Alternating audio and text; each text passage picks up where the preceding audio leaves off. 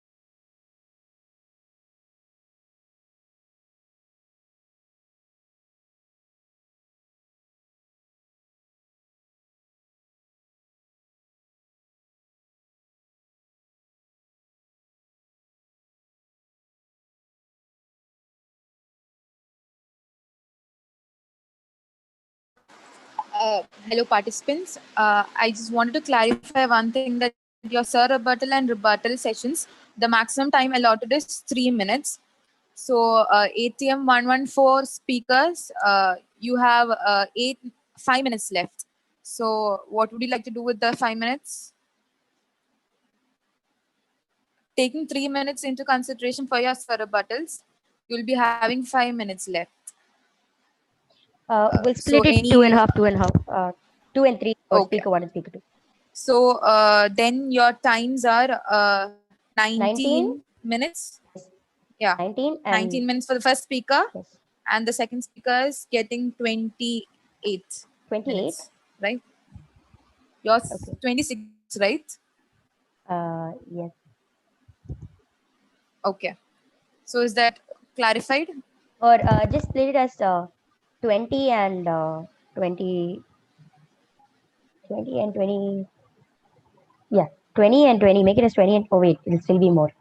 20 and 22 and 3 minutes for rebuttals, please. 20 for speaker Okay. 1, Thank 20. you. Yes. So sorry for the confusion. It's fine. Thank you.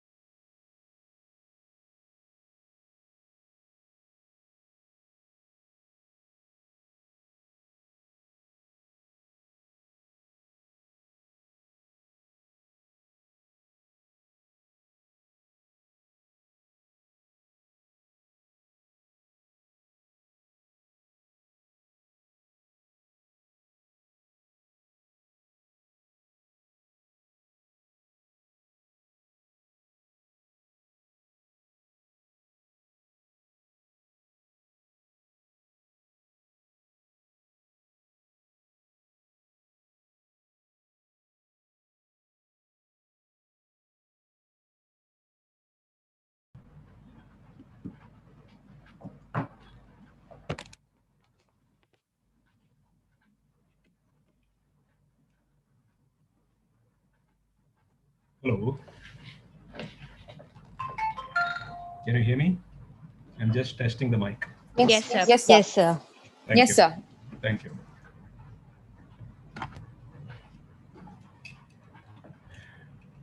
Can you hear me now? I'm just removing my headphone. So I just wanted to know whether without the headphone it's working. Is it loud and clear and audible?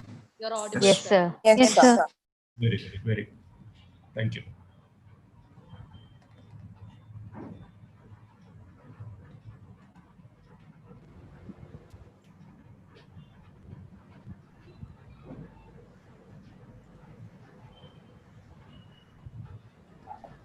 Good evening. Good evening. Am I audible? Yes, ma'am. Yes. Yes, ma'am.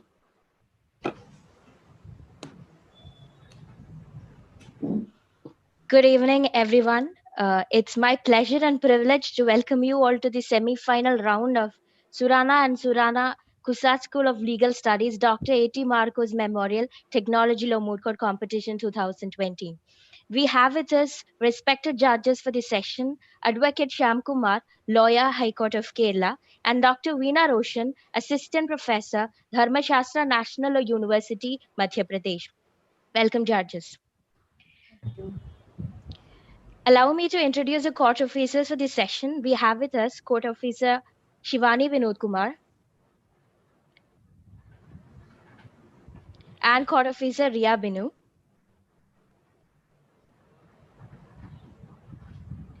Hi, Okay, everyone. just so the judges are acquainted with the members of the corresponding teams, once I call out the team code, the participants may please raise your hand or say hi. Okay, so arguing for the petitioner from ATM 110, Speaker 1. Hi. So I'm Speaker, here. Speaker 2 Hi. and researcher. Arguing for the respondent from ATM 114, Speaker 1. Good afternoon, sir. Speaker 2, Good afternoon, sir, ma'am. researcher. Good afternoon. Good afternoon. Thank you, participants. So without any further delay, we'll start the session. Good luck, participants. Over to you, judges. Thank you. The permission of my sister judge, I think that we can begin. Yes. May it please this honorable court? Much obliged.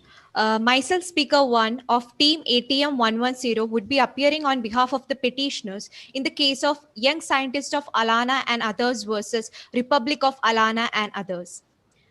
The council seeks permission to address this honorable bench collectively as your lordships.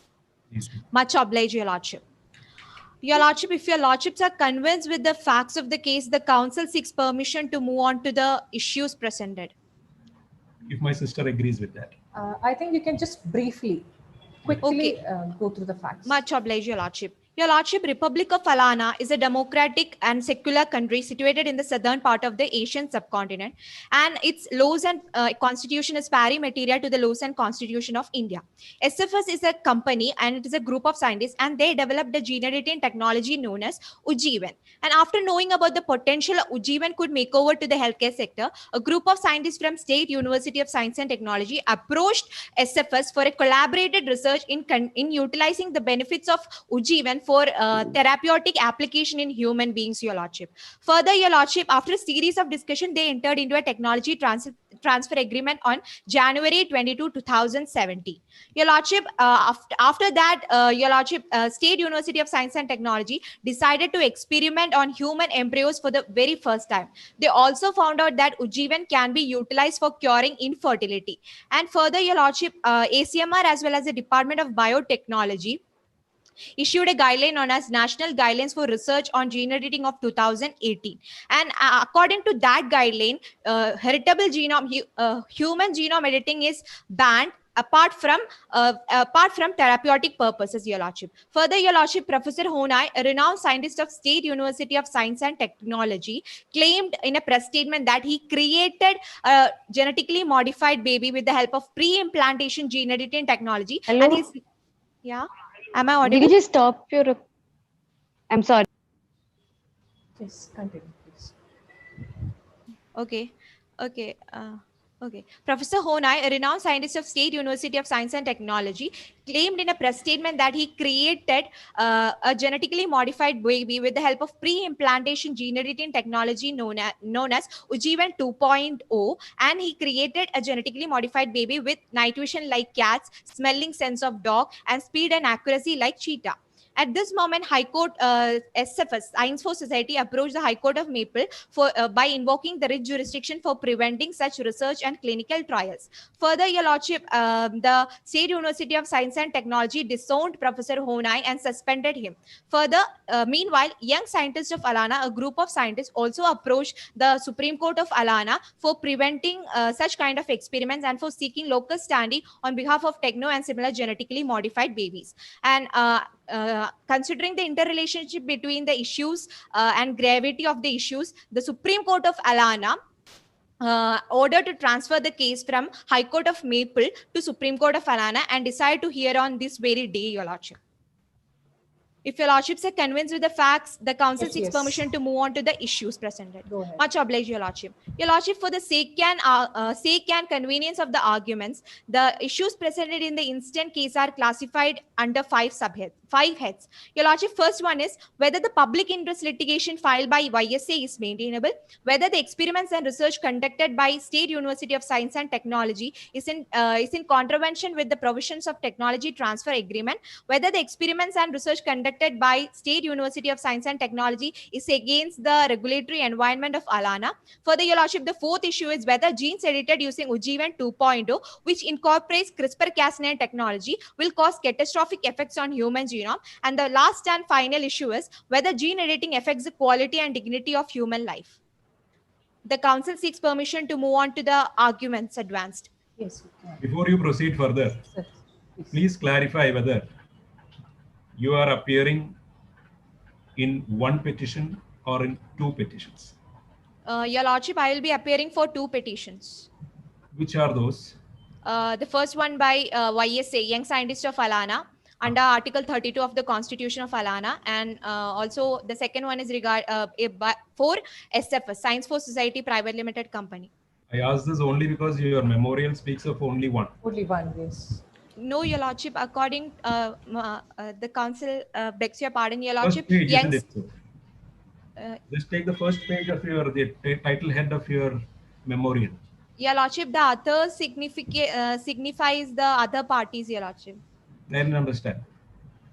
The Young Scientist of, Your Lordship, our case name is Young Scientist of Alana and others versus Republic of Alana and others. Correct. And what is the other one? What should we be doing with the other petition, which we have called for from the High Court, and we have posted it here to be considered along with your petition under 32. Your memorial does not speak. Yeah. Your Lordship, it is actually transferred under Article 139A of the Correct. Constitution. I'm asking you as to why does your memorial does not speak about it? Your Lordship, about the Please take your memorial. Do you Cover have page, a memorial? the cover page. Indeed, Your Lordship. Please I have take my the cover page. Your Lordship, actually,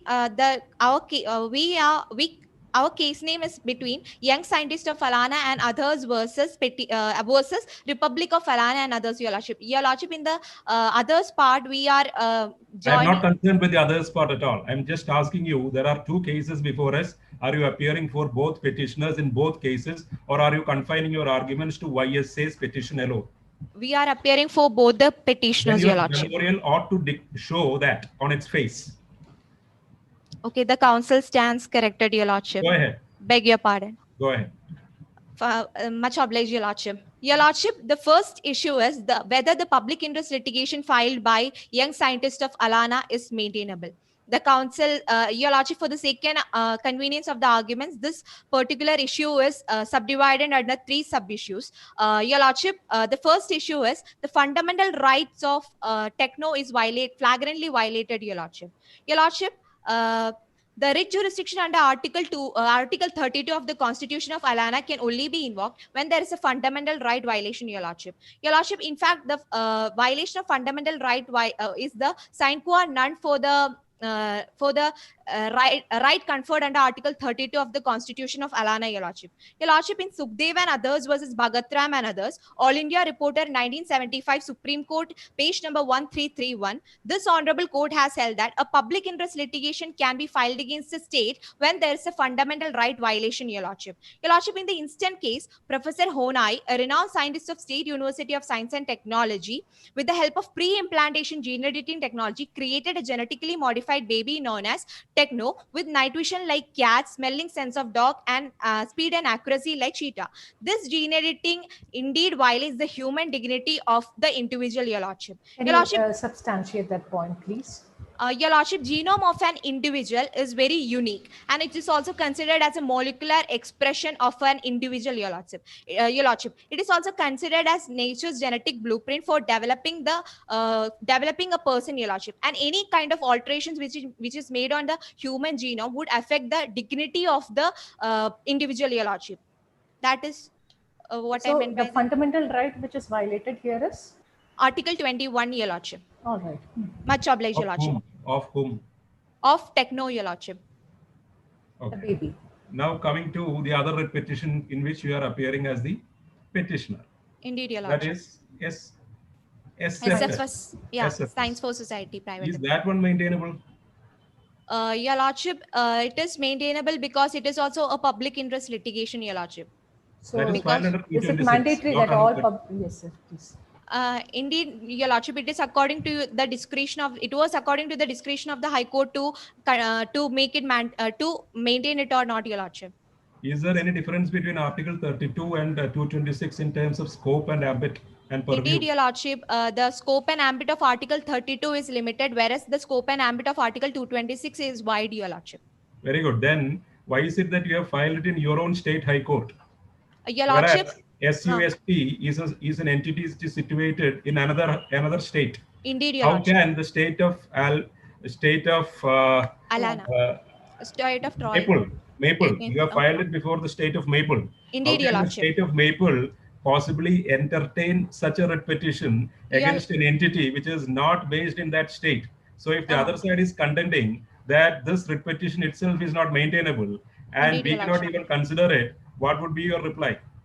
Your Lordship, actually, according to Article 226 Clause 2, in the instant case, actually, Your Lordship, according to Article 226 Clause 2, High Court has the power to order writs, directions, and directions for any of the authority which is situated in other territorial jurisdiction if the course of action happens, if Your Lordship, the Council seeks attention of Your Lordships into Article 226 Clause 2.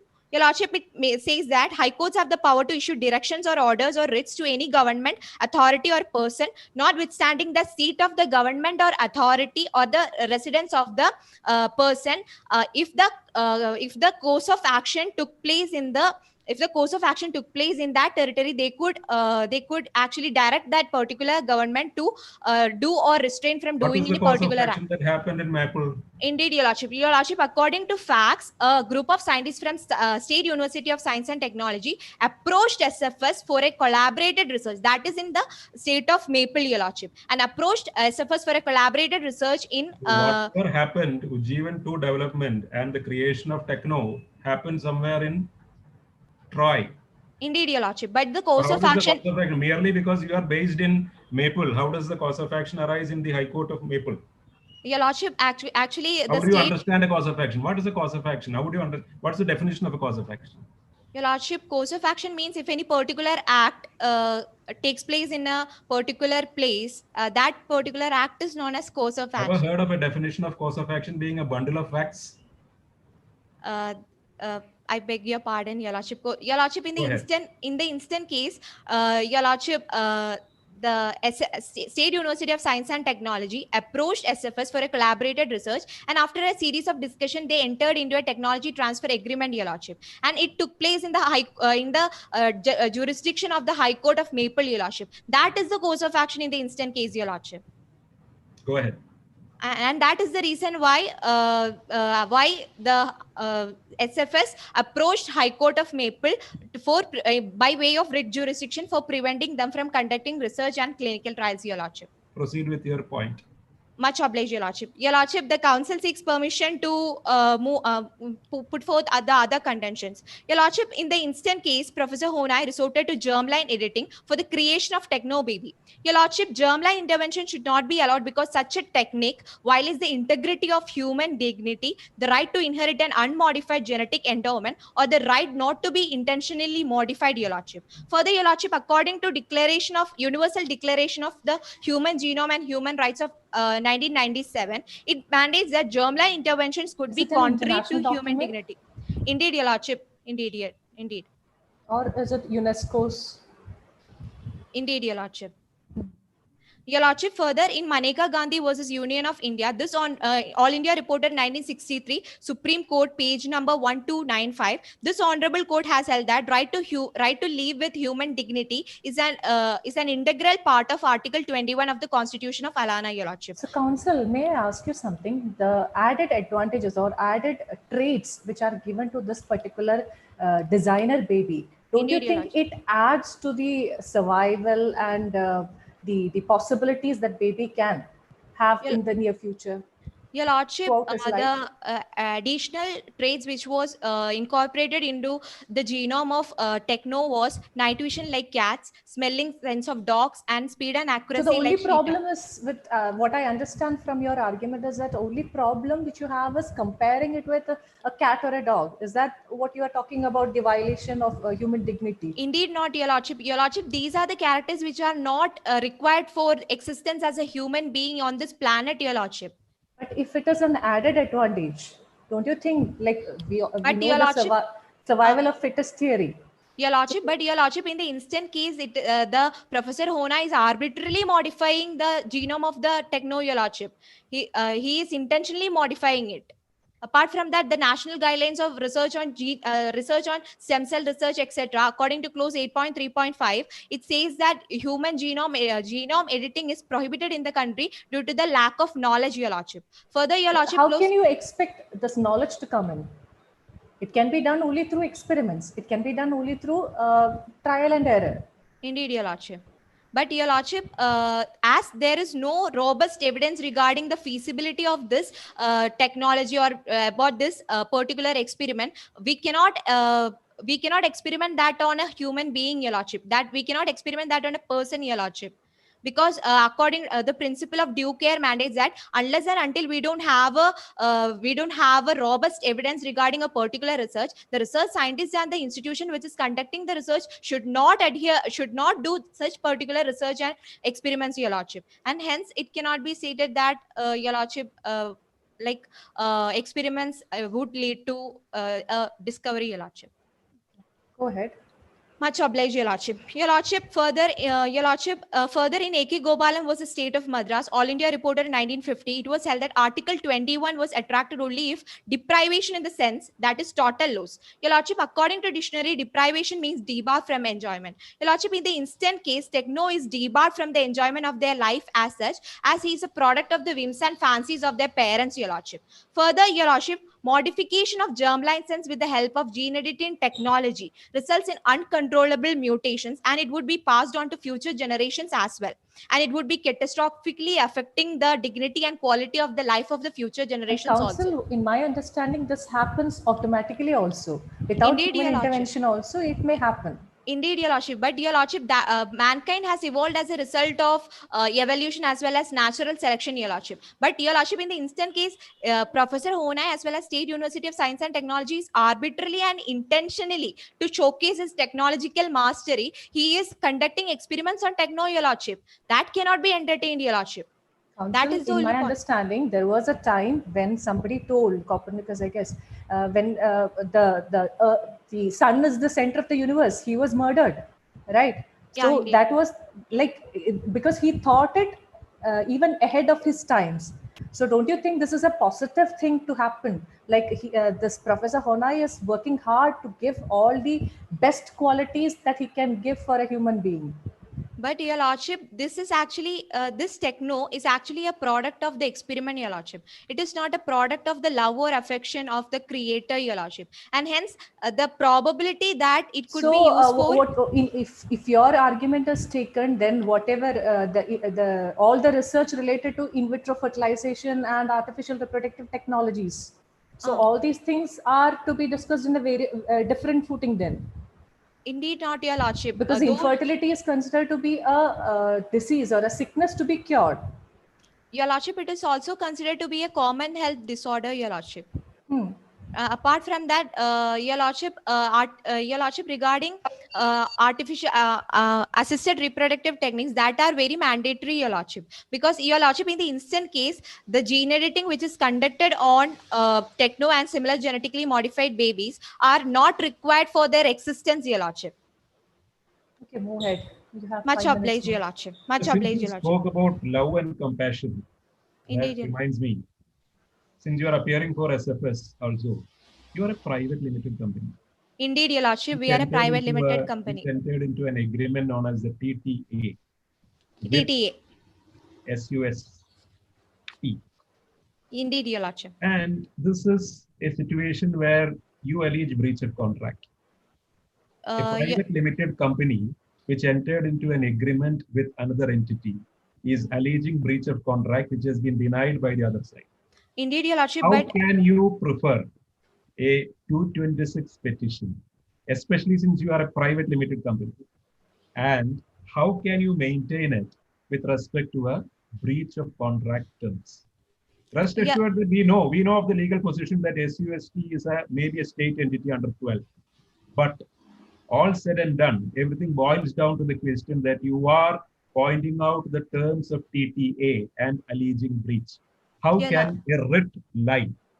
Your Lordship, first of all, Your Lordship, the council seeks attention of Your Lordships into paragraph 2 of the MOOT proposition. Your Lordship, it states that the main aim of SFS is to channelize the research activities on human genome for the benefit of humankind, Your Lordship. That shows that, Your Lordship, though we are a company, we don't want profits, Your Lordship. We are not doing activities for gaining profit, Your Lordship. Which is the provision of the Companies Act 2013, which envisages companies which does not take profit or which are for charity or for research purposes. Which is the section? The council is unaware about that fact, Your Lordship. The Companies Act 2013 specifically envisages such type of companies. There is then let it go whether it is such a company as envisaged under the Act. It's not a public limited company. You are a private limited company. What's the difference between a private limited company and public limited company? And why should we be hearing a private limited company with respect to a contract which it privately entered into? Your Lordship, though it is for consideration, there are a consideration also. How can you even maintain a petition under 226?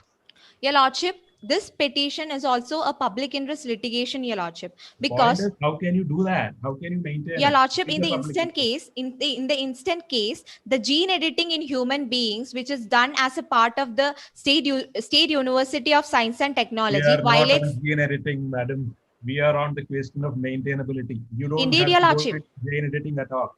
Your Lordship, the what is the legal position with respect to maintainability of a writ petition under 226 as a public interest litigation by a private limited company? Do you have any case or case law or precedents to show that a private limited company can prefer a public interest litigation? Indeed not, Your Lordship. There are no precedents till date, Your Lordship.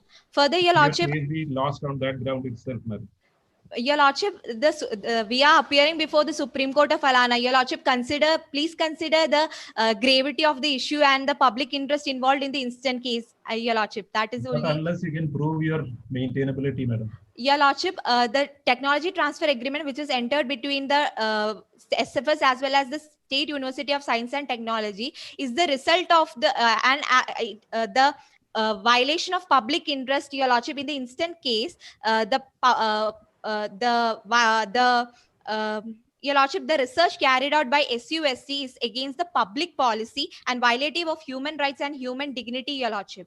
And the TTA which was entered between SFS and SUSC is the main reason for that particular violation, Your Lordship. And hence, it would be very, it would be not, what to say? It would be not very good if if the breach of technology transfer agreement is not addressed, Your Lordship. There are very many not good things happening in this country, ma'am. Can you Indeed, Your invoke Lordship. the jurisdiction under 32 for all those? The question is it legal or not? Now, the problem is this. All that you say about this genetics and things like that, it's Greek to us. We don't have the competence to look into all these things. That is, have you heard of the decision in Monsanto technology versus Nuziweed? Indeed not, Your Lordship. You should look into that then, where the Supreme Court held that in such cases, which is technically complex, genetically modified cotton hybrid plants was the issue there. Something similar. Yeah, subject matter is complicated. So how can we, without no knowledge, without no expertise on the subject, look into these aspects? Your Lordship, in the one point is that, Your Lordship, in the case of Ronak International Limited versus IVR Construction Limited, it was held that Superior Court should not interfere in matters of tenders. It was relating to tenders unless substantial public interest was involved for the transaction or it was malified, Your Lordship. This means your researcher to look up Monsanto technology versus Nuziweed seeds of 2019. Indeed, Your Lordship. Come back to us on that. Continue with your point. Much obliged, Your Lordship. Your Lordship, hence it is humbly contended before this honorable court that the fundamental right of techno is violated in the instant case. The council seeks permission to move on to the second contention regarding the time is already up, so I think we should fix like Your Lordship, the council seeks permission to seeks the permission for the extension of time, Your Lordship. 5 minutes. Is it all right? 5 minutes? Okay, thank you. Much obliged, Your Lordship. Your Lordship, it is humbly put forth before this honorable court that the young scientist of Alana has locus standi to approach this honorable court, Your Lordship. Further, Your Lordship, in SP Gupta versus President of India, All India Reporter 1982, Supreme Court, page number 149, as well as in Bandhua Mukti Mocha versus Union of India, the Justice Bhagwati evolved the concept of public injury and allowed a public-spirited person to approach the court for the redressal of public injury relating to environment, human rights, administration of justice, as well as the arbitrary action of the state, Your Lordship. Your Lordship, apart from that, an individual or a body can move to the court on behalf of the poor, illiterate, and ignorant and vulnerable section of the for the protection of their fundamental rights. I have a doubt here.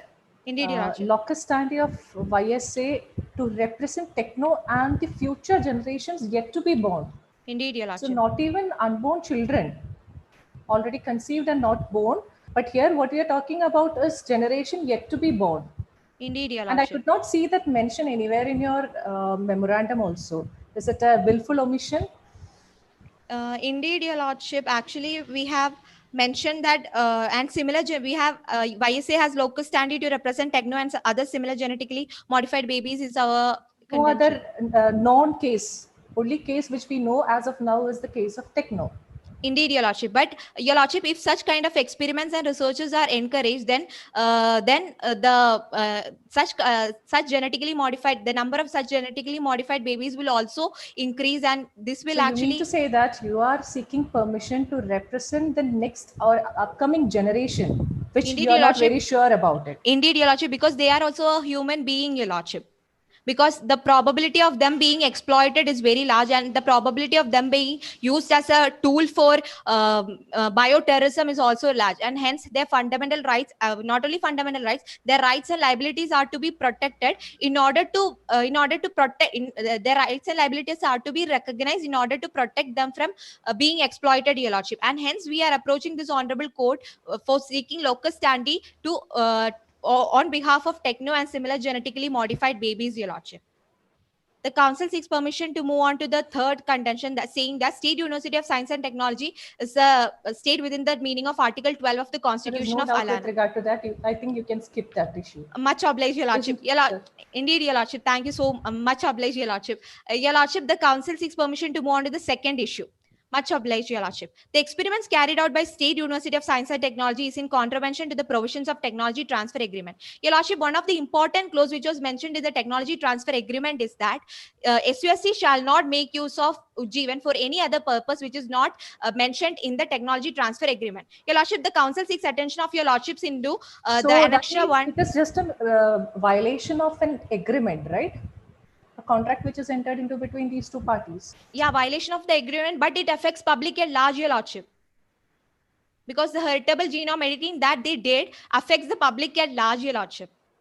And hence we are approaching this Honorable Court, Your Lordship.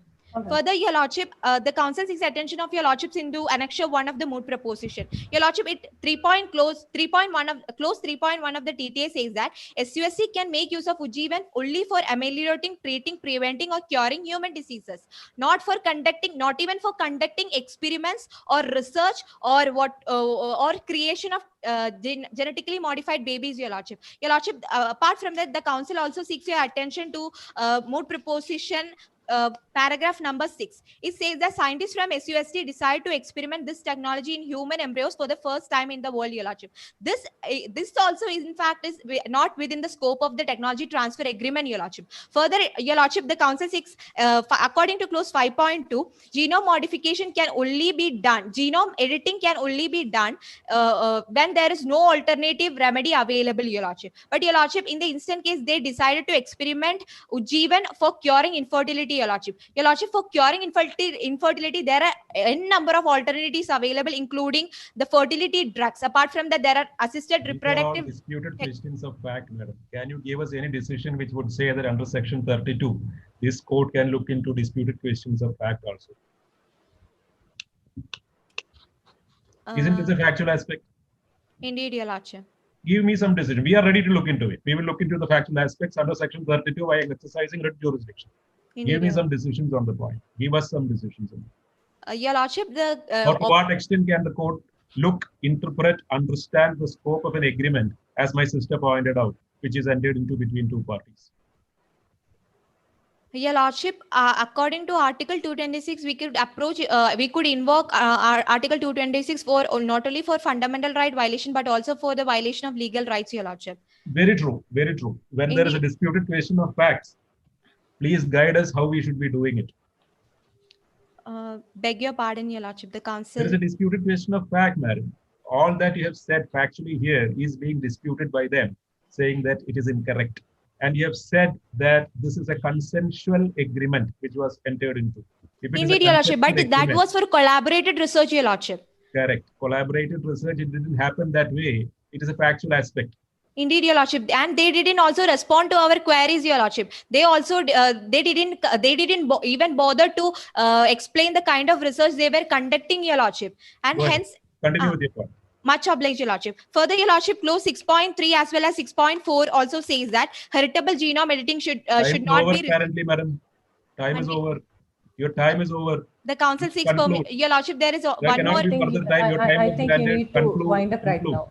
Your Lordship, okay, indeed, Your Lordship. And hence, in the light of the arguments raised, precedent cited, and totality of the factual metrics, it is humbly contended before this honorable court that the public interest litigation filed by YSA is maintainable, and also the State University of Science and Technology acted in contravention to the provisions of Technology Transfer Agreement, as well as the National Guidelines for Research on Gene Editing of 2018, Your Lordship. Your Lordship, for conducting research and experiments, according to National Guidelines of Research on Gene Editing, it says that certain ethical principles are to be followed. Your Lordship, in the instant case, these ethical principles are not followed by Professor Honai as well as State University of Science and Technology, Your Lordship. Further, Your Lordship, one more point. State University removed Professor Honai at the moment, the same moment when they came to know that these experiments are being conducted. But Your Lordship, in the instant case, it is humbly contended before this honorable court that during the creation of Techno, Professor Honai was a regular employee of State University of Science and Technology,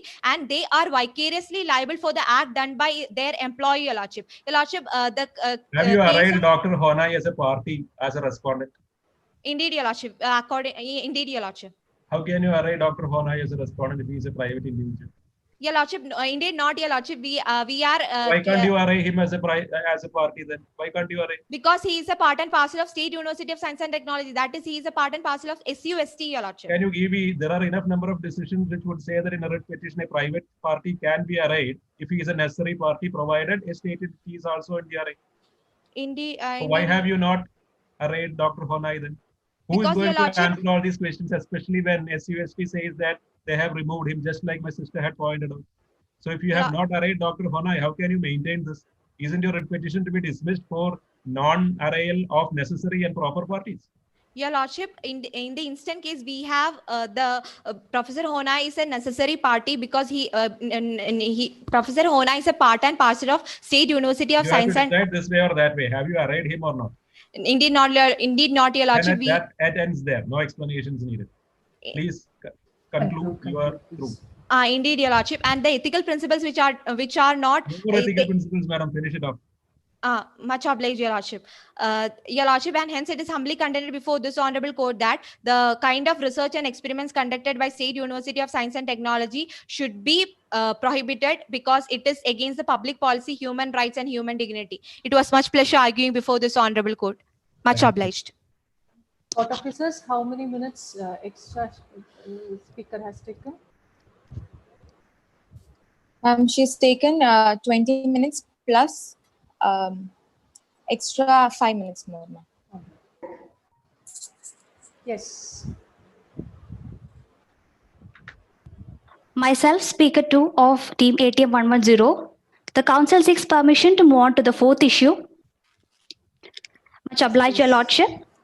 The fourth issue is gene editing using Ujjivan 2.0, which incorporate CRISPR-Cas9 technology, will cause catastrophic effects on the human genome.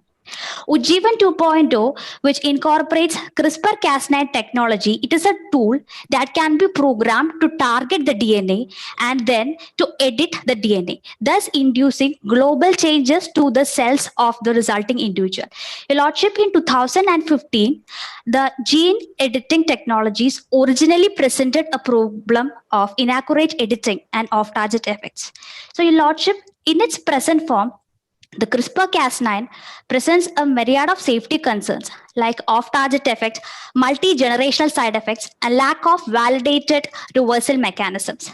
Moving on to the first contention, gene editing using Ujjivan 2.0 results in off-target effects and mosaicism. Your Lordship, off-target alterations are one form of genotoxicity attributable to Ujjivan 2.0. So, gene editing using Ujjivan 2.0 has high off-target activity-induced mutations greater than 50% at the target sites. Furthermore, Your Lordship, the Cas9 protein of the CRISPR-Cas9 system, which actually cuts the DNA, has high mismatch tolerance. So, the Cas9 protein cleaves the site that are similar to the targeted sites. So, thus, the gene editing using the Ujjivan 2.0 has leads to the complex rearrangement, and also it leads to large deletions. Your Lordship, in mouse and human cell lines, large deletions amounting to 9.5 kb and complex rearrangements have been reported at site adjacent and distal to target site. So, Your Lordship, the result is that the gene editing using the Ujjivan 2.0 would be this imprecise and unpredictable. So, the result is that the function of the gene will be changed, and it leads to serious genotoxic effects such as cancer.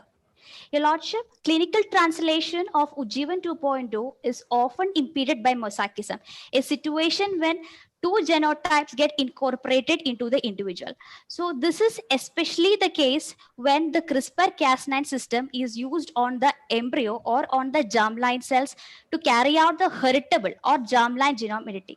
Your Lordship, in the instant case, the germline genome editing was conducted to create the baby boy named Techno. Your Lordship, when the CRISPR-Cas9 system is used, the Cas9 protein is expressed at very high levels in the zygote.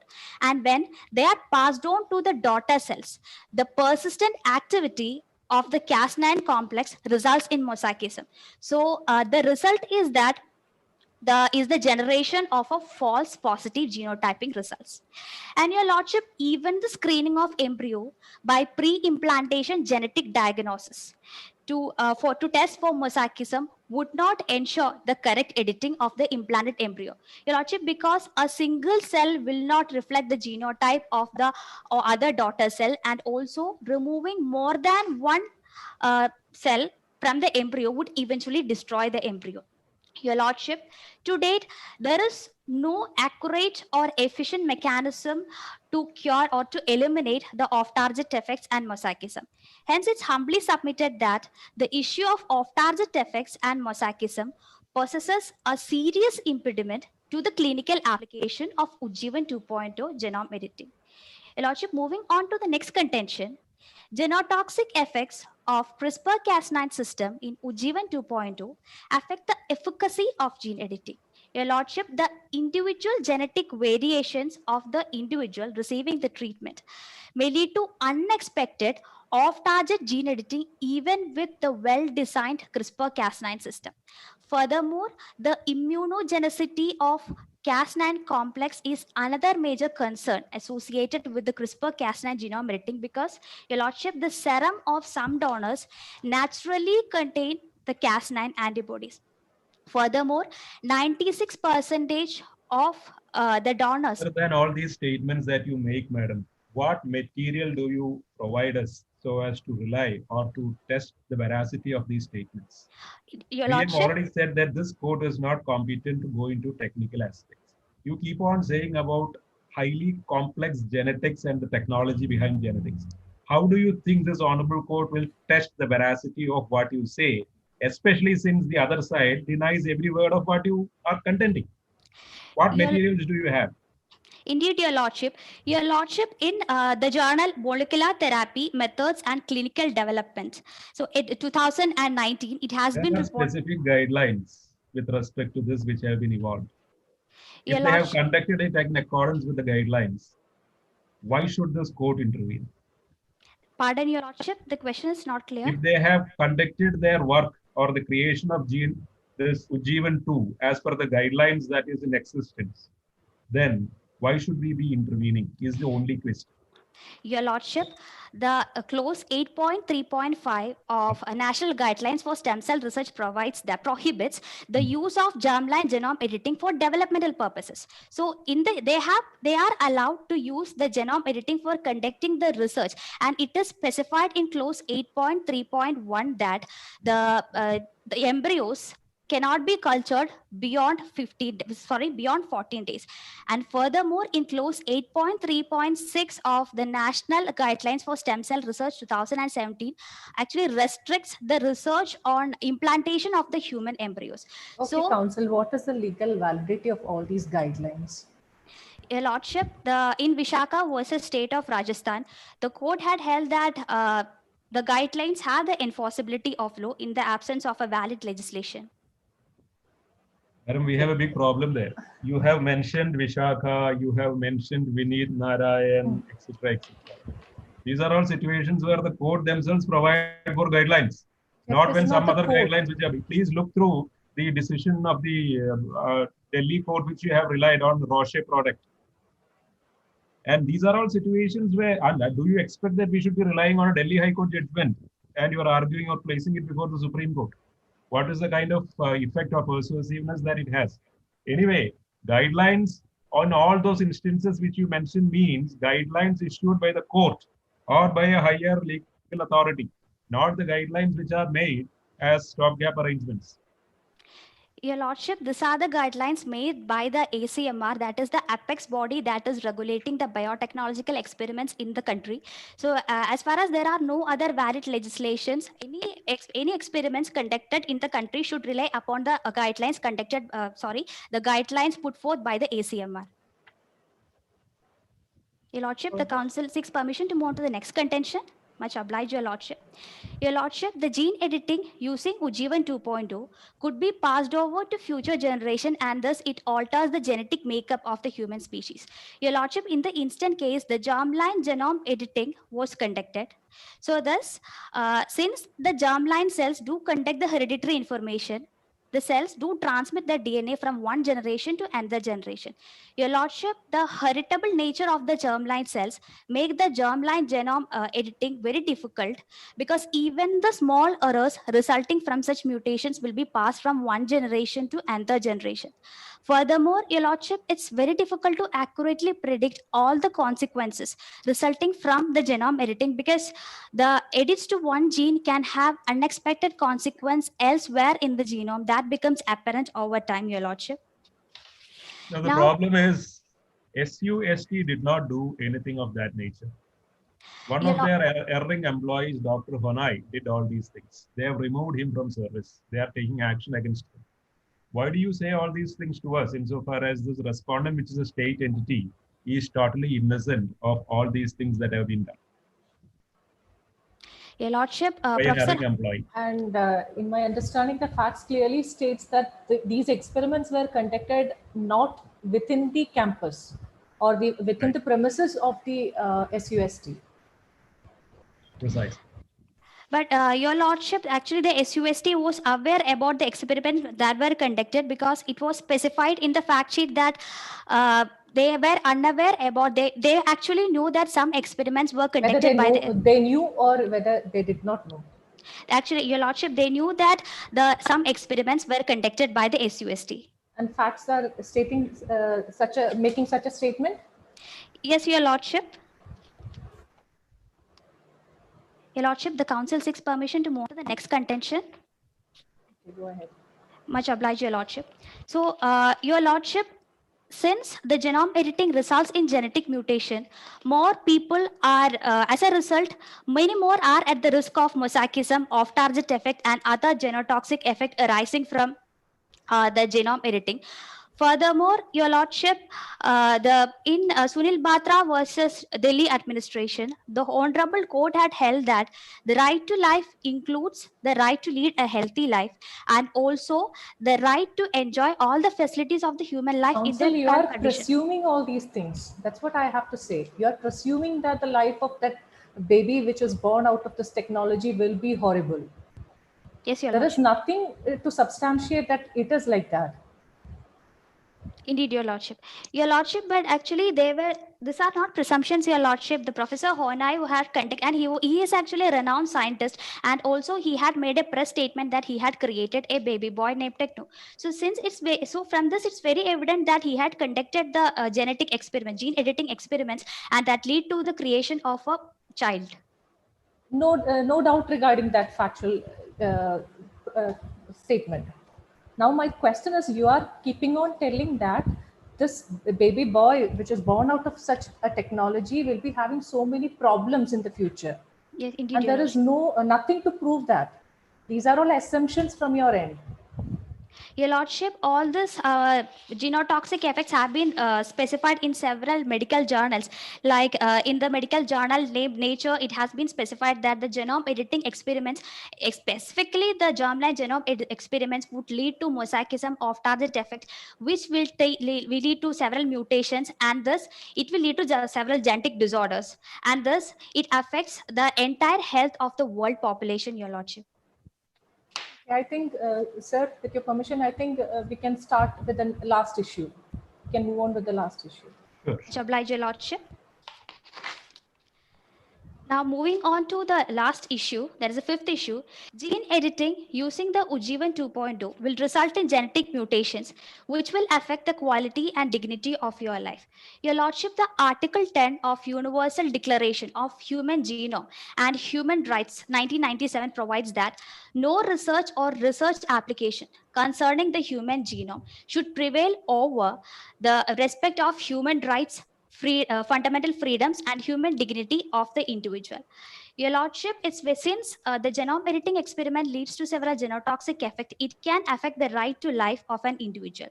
Your Lordship, furthermore, man has the fundamental right to freedom, equality, and adequate conditions of life. So in an environment of quality that permits a life of dignity and well-being. Your Lordship, in Maneka Gandhi versus Union of India, 1978 AAR 597, the Honorable Court had held that the right to life is not merely a physical existence, but it includes the right to live with dignity. So, Your Lordship, since the genome editing leads to several mutations, the germline genome editing it affects the human status quo. Moving on to the first contention. Counsel, for that statement, can I ask you something? Like, Indeed, there are people who are born with a lot of disabilities also. Yes, Your Does Lordship. that disability affects their right to life or right to live with human dignity? Indeed, Your Lordship. We are living in a world of which is trying to include or in an inclusive world. So how can you say that it will definitely affect their right to life and their personal dignity, right to dignity? Pardon, Your Lordship, the question is not clear. See, I'm telling that we are living in a world where we are seeing a lot of people who are born with disability. And what we are trying to do with the law and the other systems is that we are trying to integrate them into the mainstream. We are trying to give them an inclusive accommodation. Okay. And we are not telling that their right to life is affected because they are disabled. We are not telling that a right to live with human dignity is violated because they are born with disability. So how can you specifically say that this particular experiment and a baby which is born out of this experiment will definitely have this problems with regard to living with human dignity and all? Your Lordship, comparing that to conventional treatment methodologies, the genome editing is not 100% perfected as far as the present situation is concerned. So thus one cannot resort to genome editing for solving the several disorders, because even using the genetic, since it is not fully developed and there are no reversal mechanisms, the genome editing leads to other side effects, which means other genetic disorders like cancer. So thus, rather than my understanding, there is nothing which you can say foolproof. Like even a surgery, there are a lot of risks which are involved in the surgery. But any experiment you do, it will not be a foolproof or what you say. You cannot say 100% accurate. But Your Lordship, in the instant case, a germline genome editing is not really affecting the individual on whom it is performed. So in conventional methodologies, the treatment will be affecting the individual on whom it's performed. But when it comes to the germline genome editing, the side effects will result in that individual, and furthermore, it will pass from that person to the future generations. So thus the entire population, the entire health of the world population would be in danger, Your Lordship. The council seeks permission to move on to the next contention. Much obliged, Your Lordship. Gene editing with the aid of CRISPR-Cas9 incorporated Ujivan 2.0 has noxious mutagenesis effect. So, Your Lordship, the application of germline genome editing using Ujivan 2.0 is more problematic because of the risk of causing mutations and side effect, and also transferring these mutations from one generation to another generation. Furthermore, Your Lordship, in the Human Molecular Genetics Journal, it has been reported that the mutations caused by the mosaicism due to CRISPR-Cas9 is very high in the embryos rather than in the human adult cells. Furthermore, Your Lordship, although there are few mechanisms to identify the old target effect, current deep sequencing technologies cannot reliably detect the mutation that may occur at very less frequency, less than 0.01 frequency. Furthermore, Your Lordship, the another serious concern associated with the therapeutic application of CRISPR-Cas9 is that if it is administered to billions of cells in the human body, even the extremely rare mutations, that is, even the extremely small errors, would have deleterious consequences, such as it leads to cancer. Furthermore, Your Lordship, it's humbly submitted that the development of a genetically modified human being using the CRISPR-Cas9 that are not 100% accurate would lead to several genetic disorders. Your Lordship, moving on to the next contention, germline gene manipulates the right of the unborn to be treated with dignity. Your Lordship, the germline genome editing involves making any changes to the germline cells. So, Your Lordship, the permitting the germline genome editing would lead to the creation of an offspring having some preferred traits, which are incorporated or introduced using the engineered gene using Ujivan 2.0. So, which can cause the extensive mutations and genetic damage. Your Lordship, yes, Your Lordship. We live in this country where we permit termination of pregnancy. Your Lordship. We don't mind even pulling out a fetus and throwing it out after it is growing in its mother's womb. And you are speaking of a situation where we should not even permit the medical technology to deal with it, deal with the fetus. Your So Lordship, what exactly is the dignity of the yet to be born entity that you are speaking of? your Lordship, the And yet in section, specific legal terms, does an unborn child have any fundamental right? Your Lordship, the Section 3 of Medical Termination of Pregnancy Act 1971 specifies that the medical termination of pregnancy is allowed only when it causes a mental harmony, or it causes a mental risk or any other serious That includes injuries to everything, the, almost everything. Your Lordship. And furthermore, the section, IPC section 312 specify, it provides punishment for causing miscarriage to a woman. And furthermore, it's somebody, so from this, it's very evident that the law actually, it's recognizing the status of an unborn child. And furthermore, Your Lordship, in the Actually, national... on the other round, it actually proves that the law recognizes the fetus from being killed.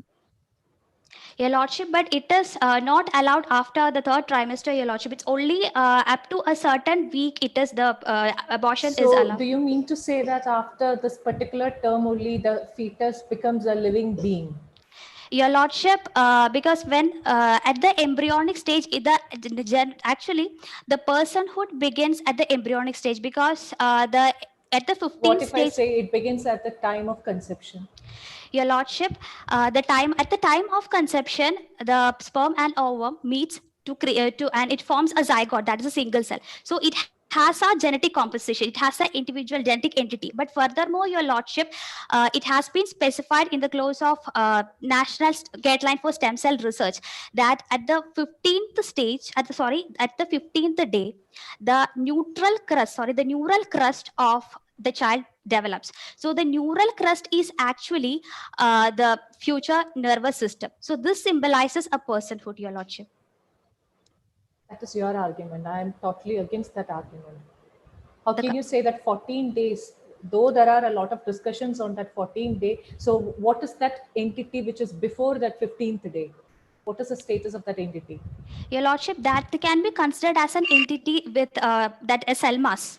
So the actual development or the actual personhood can be considered right from the embryonic stage, Your Lordship. So only from 15th day? Yes, Your Lordship. So, Your Lordship, in this instant case, the experiments were conducted on the embryonic stage. So, Your Lordship, since the embryonic stage has a personhood, so thus this experiments should be, the germline genome modification should be prohibited. There has So should be a what if it is before 15 days? The genetic modification or the experiments, if it is before 15 days, it's all right. Your Lordship, as per the national guidelines for stem cell research, the research prior to up to 14 days is allowed, Your Lordship, at the clause 8.3.1. But that research also is likely to change the genetic makeup of that individual or that cell mass. But Your Lordship, the experiments are actually conducted on the non-viable embryo, Your Lordship. That is the or the spray embryos. When does this viability arrives then? When can you say that an embryo is viable or not? That is one, non-viable embryos are those embryos that do not have the necessary genetic requirements to develop into a human being. So those embryos that do not have the necessary genetic components or that has some defects can be used for research, Your Lordship. So, Your Lordship, apart from they haven't conducted the research. So actually they had used the embryo for developmental process, which is usually, it is a violation of clause 8.3.5 of the national guidelines for stem cell research, Your Lordship, apart from resorting to the research, which has been enshrined in clause 8.3.1 of the national guidelines for stem cell research, Your Lordship. Lordship, the council seeks permission to extend few more seconds to place the arguments. Sir, we'll wind up. It's already 5 minutes extra they have taken. Indeed, Your Lordship.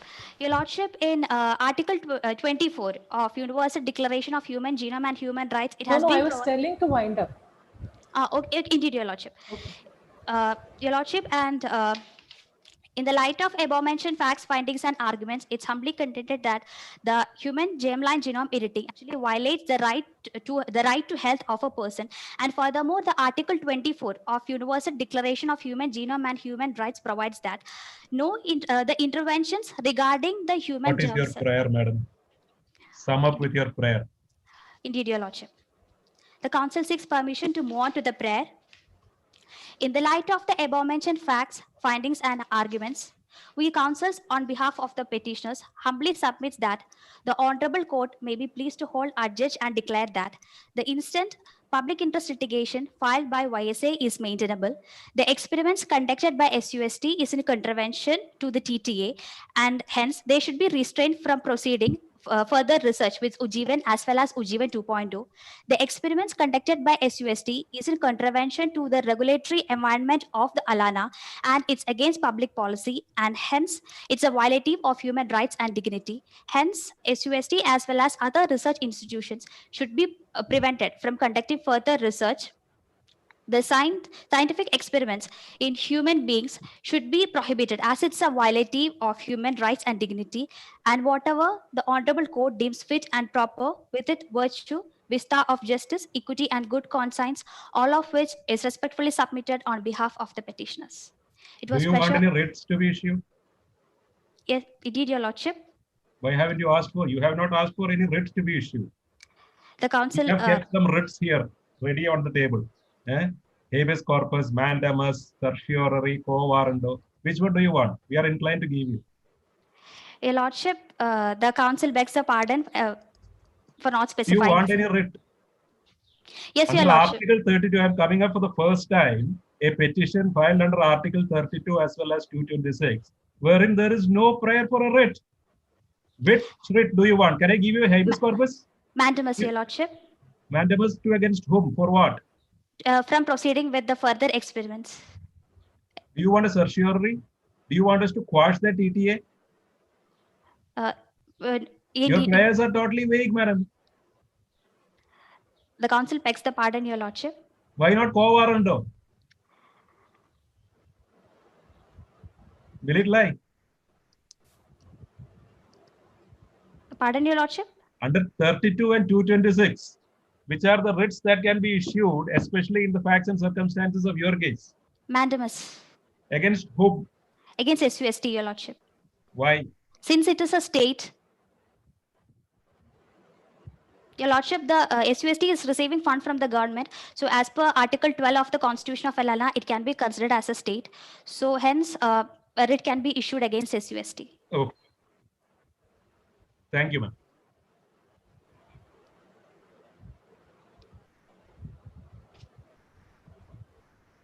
Thank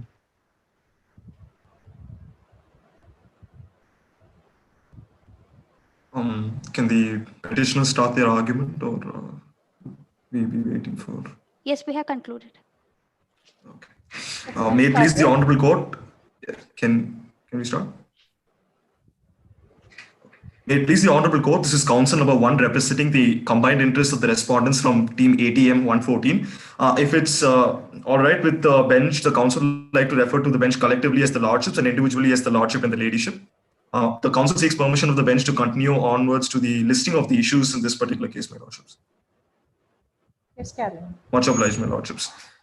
There are in this particular case 4 issues to be dealt with, my lordships. The first issue is with regards to the maintainability of the petition filed under Article 32 by the petitioners, and this issue will also be dealing with the locus standi of the petitioners before this Honorable Court and whether they have the jurisdiction to stand within the Honorable Court. Second issue will deal with whether Ujjivan 2.0 can alter the genetic makeup of the entire human species, my lordship. The third issue will deal with whether there is a need for scientific advancements, and the fourth issue will deal with whether Ujjivan 2.0 transgresses into the concept of quality and dignity of human life. Counsel number 1 will be dealing with issues 1 and 2, while counsel number 2, my co-counsel, will be dealing with issues 3 and 4. Now, with the prior permission of the bench, the counsel like to move on to issue number 1, my lordship. Yes. Much obliged, my lordships. Issue number 1, whether the petition is maintainable under Article 32 of the Constitution. My lordships, it is a humble contention of the counsel for the respondents that the petition filed by the petitioners, which is in the nature of a public interest litigation, is not maintainable before this Honorable Court. The counsel proceeds to prove his stance, my lordship. In the case of Dakshinamurthy versus the commissioner, it was held by the court with regards to a public interest litigation filed under Article 32 of the Constitution that, and I quote, a person acting bona fide and having sufficient interest in the proceedings can alone file a public interest litigation under Article 32. In the present case, the respondents have created the product Ujjivan 2.0 with the sole purpose of the widespread and equitable betterment of the entire human race, my lordship. It is so much so that the production and the research of the product is so beneficial to the entire human race, that it can protect every single constituent of the human race from all forms of genetic disorder. Your Lordships, it must be understood at the offset of the arguments that as the counsels for the respondents, we are arguing merely for the continued research on the product, and we are in no way listing down guidelines for direction or distribution of said materials. That stage has not come yet. This is the stage of clinical trials. Clinical trial has to come, and after that, the product has to receive the statutory approval, and only after that clinical trials can wait. First, answer us on the question of jurisdiction and maintainability. Yes, Your Lordship. Yes, Your Why Lordship. do you say that this petition or both these petitions are not maintainable, for which you don't have to go into genetics and all those decisions? Tell us on the legal position as to why should we not entertain these two petitions. Apologies, my Lordship. The counsel will directly proceed to that. Your Lordships, in this particular case, the contention of the counsel for the petitioners is that this petition is being drafted and filed before this Honorable Court, since there is some sort of a violation of fundamental rights. My Lordships, from a clear perusal of the facts of the case, it can be understood that there has been only one instance of the application of said technology, and as this technology is still under research, there is no real widespread violation of fundamental rights as of yet. It's not given either in the facts nor in the arguments of the respondents, my Lordship. And the respondents also contend that there is no violation of fundamental rights. Rather, this product ensures to promote and protect the fundamental rights of the citizen and of the participants of the experiments. The counsels will move on to deal with that in the forthcoming arguments, my Lordship. They started off with held in the case of Magunbai versus Union of India. They started off with Article 139A, whereby we transferred a 226 petition from the High Court to be considered here. Yes, Your Lordship. Do you mean to say that we were not correct in doing so? No, Your Lordship. That is absolutely not the contention of the counsels for the respondents. The counsel merely states that the court has the duty to hear both sides of the argument, and the argument of the respondents are that there has been no form of fundamental right violation, and the petitioners are at a situation of a misunderstanding, is what the counsel would like to argue, Your Lordship. The counsels in no way questions the legality and the wisdom of the court in any way. Because your opinion on legality doesn't matter to us. We are not on that. I'm asking you whether 139A can be pressed into service in this case, or they would say that it could not have been. What do you say? Your Lordship, legally? Your Lordship, it is the contention of the counsel that under 139A, the petition can be clubbed and this can be taken up. But it is the counsel will later on be dealing with how the provisions of the technology transfer agreement does not apply to Ujjivan 2.0 and therefore does not apply to the respondents. In this particular instant case, SFS had filed a petition before the High Court of Maple under the pretense that some of violation of provisions of the TT. Lordship, the counsel will be dealing about that later on in the arguments, but the preliminary the argument of the counsel is that there is no form of application of the provision of the TTA at all in this particular case. Therefore, the petition initiated by SFS at the High Court of Maple does not have any ground to stand, my Lordship. Moving on, why do you say can be so? Understood. That exactly is the point. Sir. Why do you say so? Yes, Your Lordship. The counsel will be dealing with that later, but for a preliminary argument, the counsel would like to state that Ujjivan 2.0, as is mentioned in paragraph 8 of the fact sheet, my Lordship, Ujjivan 2.0 differs from Ujjivan both in terms of uses and of application. Ujjivan 2.2 or Ujjivan 1. The question is, a writ petition was filed under 226 by SFS against SUST before the state of Maple. The question is that maintainable or not? It is not maintainable before the Honorable Court, my Lordship. Since the subject matter in itself is to enforce the provisions of the technology transfer agreement, and since the tech transfer agreement doesn't even apply to the respondents in this particular case, there is no basis or standing for this. They contend that SUST is a state, an entity that would come under Article 12, and a contract which has been entered into with a state entity is something that can be looked into by this court, or rather by the High Court under 226.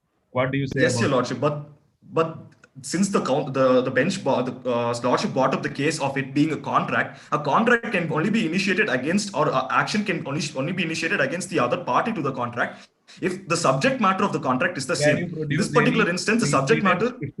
Can you produce any precedents to show that contracts entered into by a state entity under Article 12, which comes under Article 12, is not something that can be considered by the court under its jurisdiction?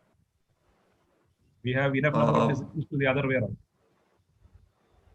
At this Commercial point of contracts, time, even the which have council. been entered into by state entities, can be looked into under its jurisdiction. So what prevents us from looking into this contract, which has been entered into with a state entity, and direct the state entity to act this way or that way?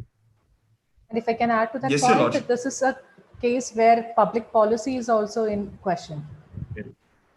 Yes, Your Lord. Yes, Your Ladyship. That is absolutely the point. The argument of the council is that, number one, this contract, as mentioned by my Honorable Lordship, does not apply to respondents in any way, since the subject matter in itself is extremely different, about which the council be dealing about in issue number 3, issue number 2. But also, since the Ladyship brought up this point, the matter of public policy. Your Ladyship, this technology endeavors to protect the individual from all forms of genetic disorders, my Ladyship. In that particular instance, this also does not violate but protects the matters which are encompassed within public policy, my Ladyship. That is the contention of the council for the respondents. The council moves on to state that. No, before you move on, we have with us a creature that looks like an infant, which has the vision of a cat, and it smells like dogs, and it has the accuracy of a cheetah. What do you think it is going to eat? Grass. It's going to eat. It may end up eating all of us. Do you think that there's no public policy involved? Your Lordship, no fundamental that particular right instance. Yes, Your Lordship. The council like to reiterate that the product Ujjivan 2.0 was created with the sole purpose of satisfying therapeutic issues. It was not created to solve non-therapeutic issues. Public policy and maintainability council. You are straying away from the question. If you don't have an answer, you say that you don't have an answer, rather than straying away. Yes, Your Lordship.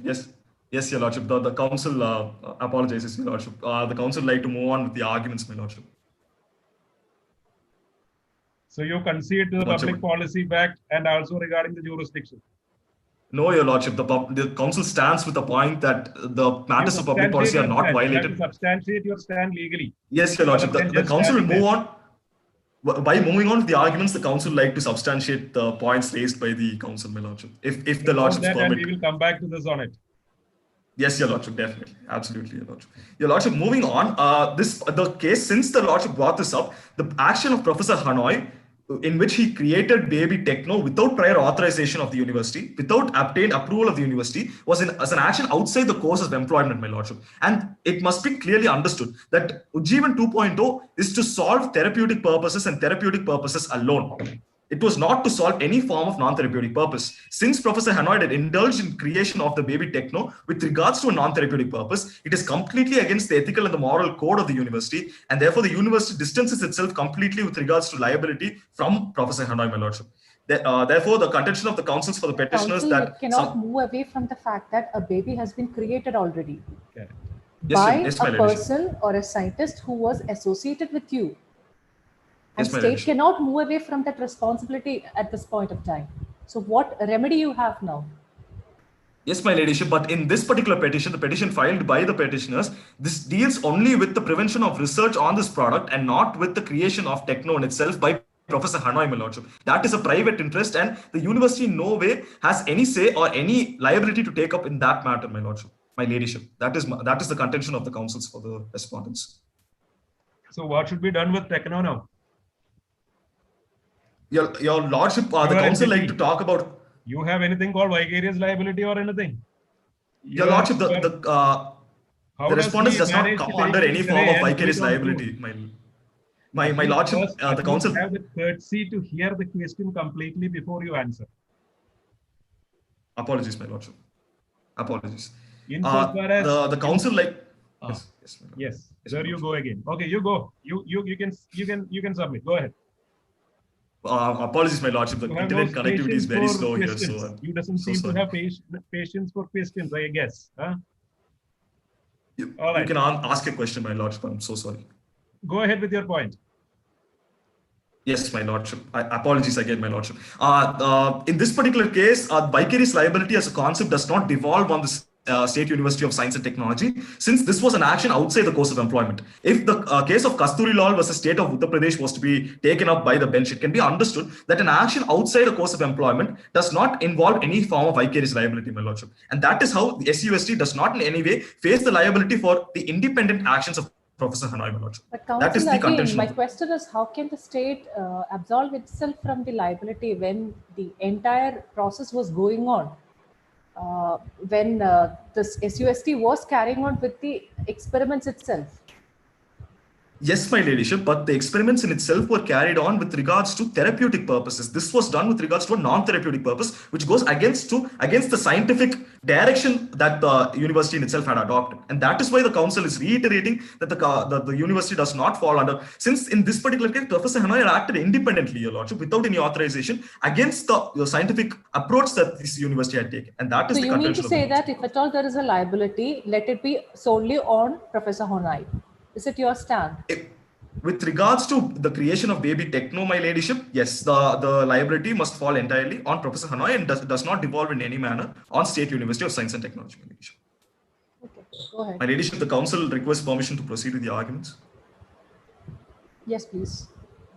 Much obliged, my ladyship. Since in this particular case, it's decided that there is no form of fundamental right violation, and that instead there is a promotion protection of fundamental rights, and this benefits human society in a great manner. The action of the petitioners to strike down the actions of the respondents must not be supported by this honorable court, and the petition filed on Article 32 must be declared to be unmaintainable, my ladyship. Moving on to the issue of locus standi, my lordships, in this particular case, it is the humble contention of the counsels for the respondents that, as was declared in the case of Janta Dal versus Chowdhury, a PIL cannot be filed and therefore abused by those who have no sufficient concern and a mere oblique interest in the case. My lordships, in the present case, there is a lack of any possibility of a fundamental right violation, and there is no form of ascertained threat to those rights as well, including the contention, as is evidenced in paragraph 8 of the fact sheet, wherein due to the different nature of Ujjivan 2.0 from Ujjivan, the provisions of the tech transfer agreement also cannot be enforced by the petitioners in this case. Therefore, it can be understood by... For this fundamental right to be violated. The baby is born. It's right there in front of us. And it has all those qualities that have been stated. What more is necessary for a fundamental right to be violated? Do you mean to say that the individual fundamental rights of the members of YSA have not been violated? As that's why my sister said, there's a larger question of public policy involved. When a question of public policy is involved, how can you get over it by saying that there is no violation of an individual fundamental right guaranteed under Part 2? Yes, my lordships. The council like to state that this technology was created to provide a better access to a better quality of life and better dignity in life, my lordship. That falls within the precept of Article 21, about which the council will be detailing in further arguments, my lordship. Since this falls within the precept of Article 21 and promotes Article 21, it cannot in any way said to violate Article 21, which is the contention of the petitioners. And that is why the council is reiterating that even if the research has been completed and even if this product has been produced and introduced to the public, it would not violate Counsel, I would like to correct. The product which you are referring to is a human being, if I'm right. And there is a possibility that such human beings may be born again. And that too, one more thing I would like to add, which is stated in the facts, that it has been created from donor gametes. That means, again, it is an orphan child. So don't you think state has an interest, state should have an interest in that? Yes, my ladyship, it should have an interest. But again, this action of Professor Hanoi was, number one, the council like to reiterate that the product that the council is referring to until this point of time is not techno as a baby, but Ujjivan 2.0, my ladyship. That is the product that the council is reiterating upon, my ladyship, number one. And number two, yes, the state has the duty, and that is why Professor Hanoi is said to be liable by ourselves, the state-sponsored State University of Science and Technology. We are not in any way saying that it was right on behalf of Professor Hanoi to act in such a way. We are saying that his action was unethical and immoral. But in this particular instance, we are arguing with regards only to therapeutic purpose. Techno as a baby was created for non-therapeutic purpose, and that is completely illegal and immoral. That is the contention of the council, my lordship. Moving on with the permission of the bench to issue number 3, my lordships. Issue number 3 is with regards to whether Ujjivan 2.0 can alter the genetic makeup of the entire human species. My lordships, the council like to direct the attention of the bench to the definition of genotype, which is genetic structure. This definition was given by the National Cancer Institute of the United States, wherein it stated that, and I quote, at its broadest level, genotype includes the entire genetic constitution of an individual. But it should also be noted by the lordships that the genotype alone cannot decide the physical manifestation of gene structure. There's another concept known as phenotype. Phenotypes are defined by the same directory as, and I quote, the observable characteristics in an individual resulting from the expression of genes, the clinical presentation of an individual with a particular genotype. Lordships, from this can be understood that not only are the genetic sequence of 46 chromosomes determining the physical manifestation of this individual, of this participant of the experiments, but the environment surrounding that individual also plays a major role. Since this environment in itself cannot be supported, it cannot be controlled, the actions of the respondents in creating Ujjivan 2.0 is to direct this natural evolution to a point where it is extremely beneficial for the participants and the members of the human race. For instance, my lordship, if the court allows continued research on this product, the respondents are mulling over inclusion of somatic cell therapy, my lordships. Somatic cell therapy, for the attention of the bench, is in such a way that it only positively impacts the participants of the experiment and does not devolve on to the future generation. Therefore, the contention that this somehow things, but the problem is you have this TTA agreement, and specifically when questions were put to you by SFS, you did not reply. There is lots of lack of transparency that is being pointed out, and you never replied, and you rather chose to come out with a press conference saying that you have created Ujjivan 2.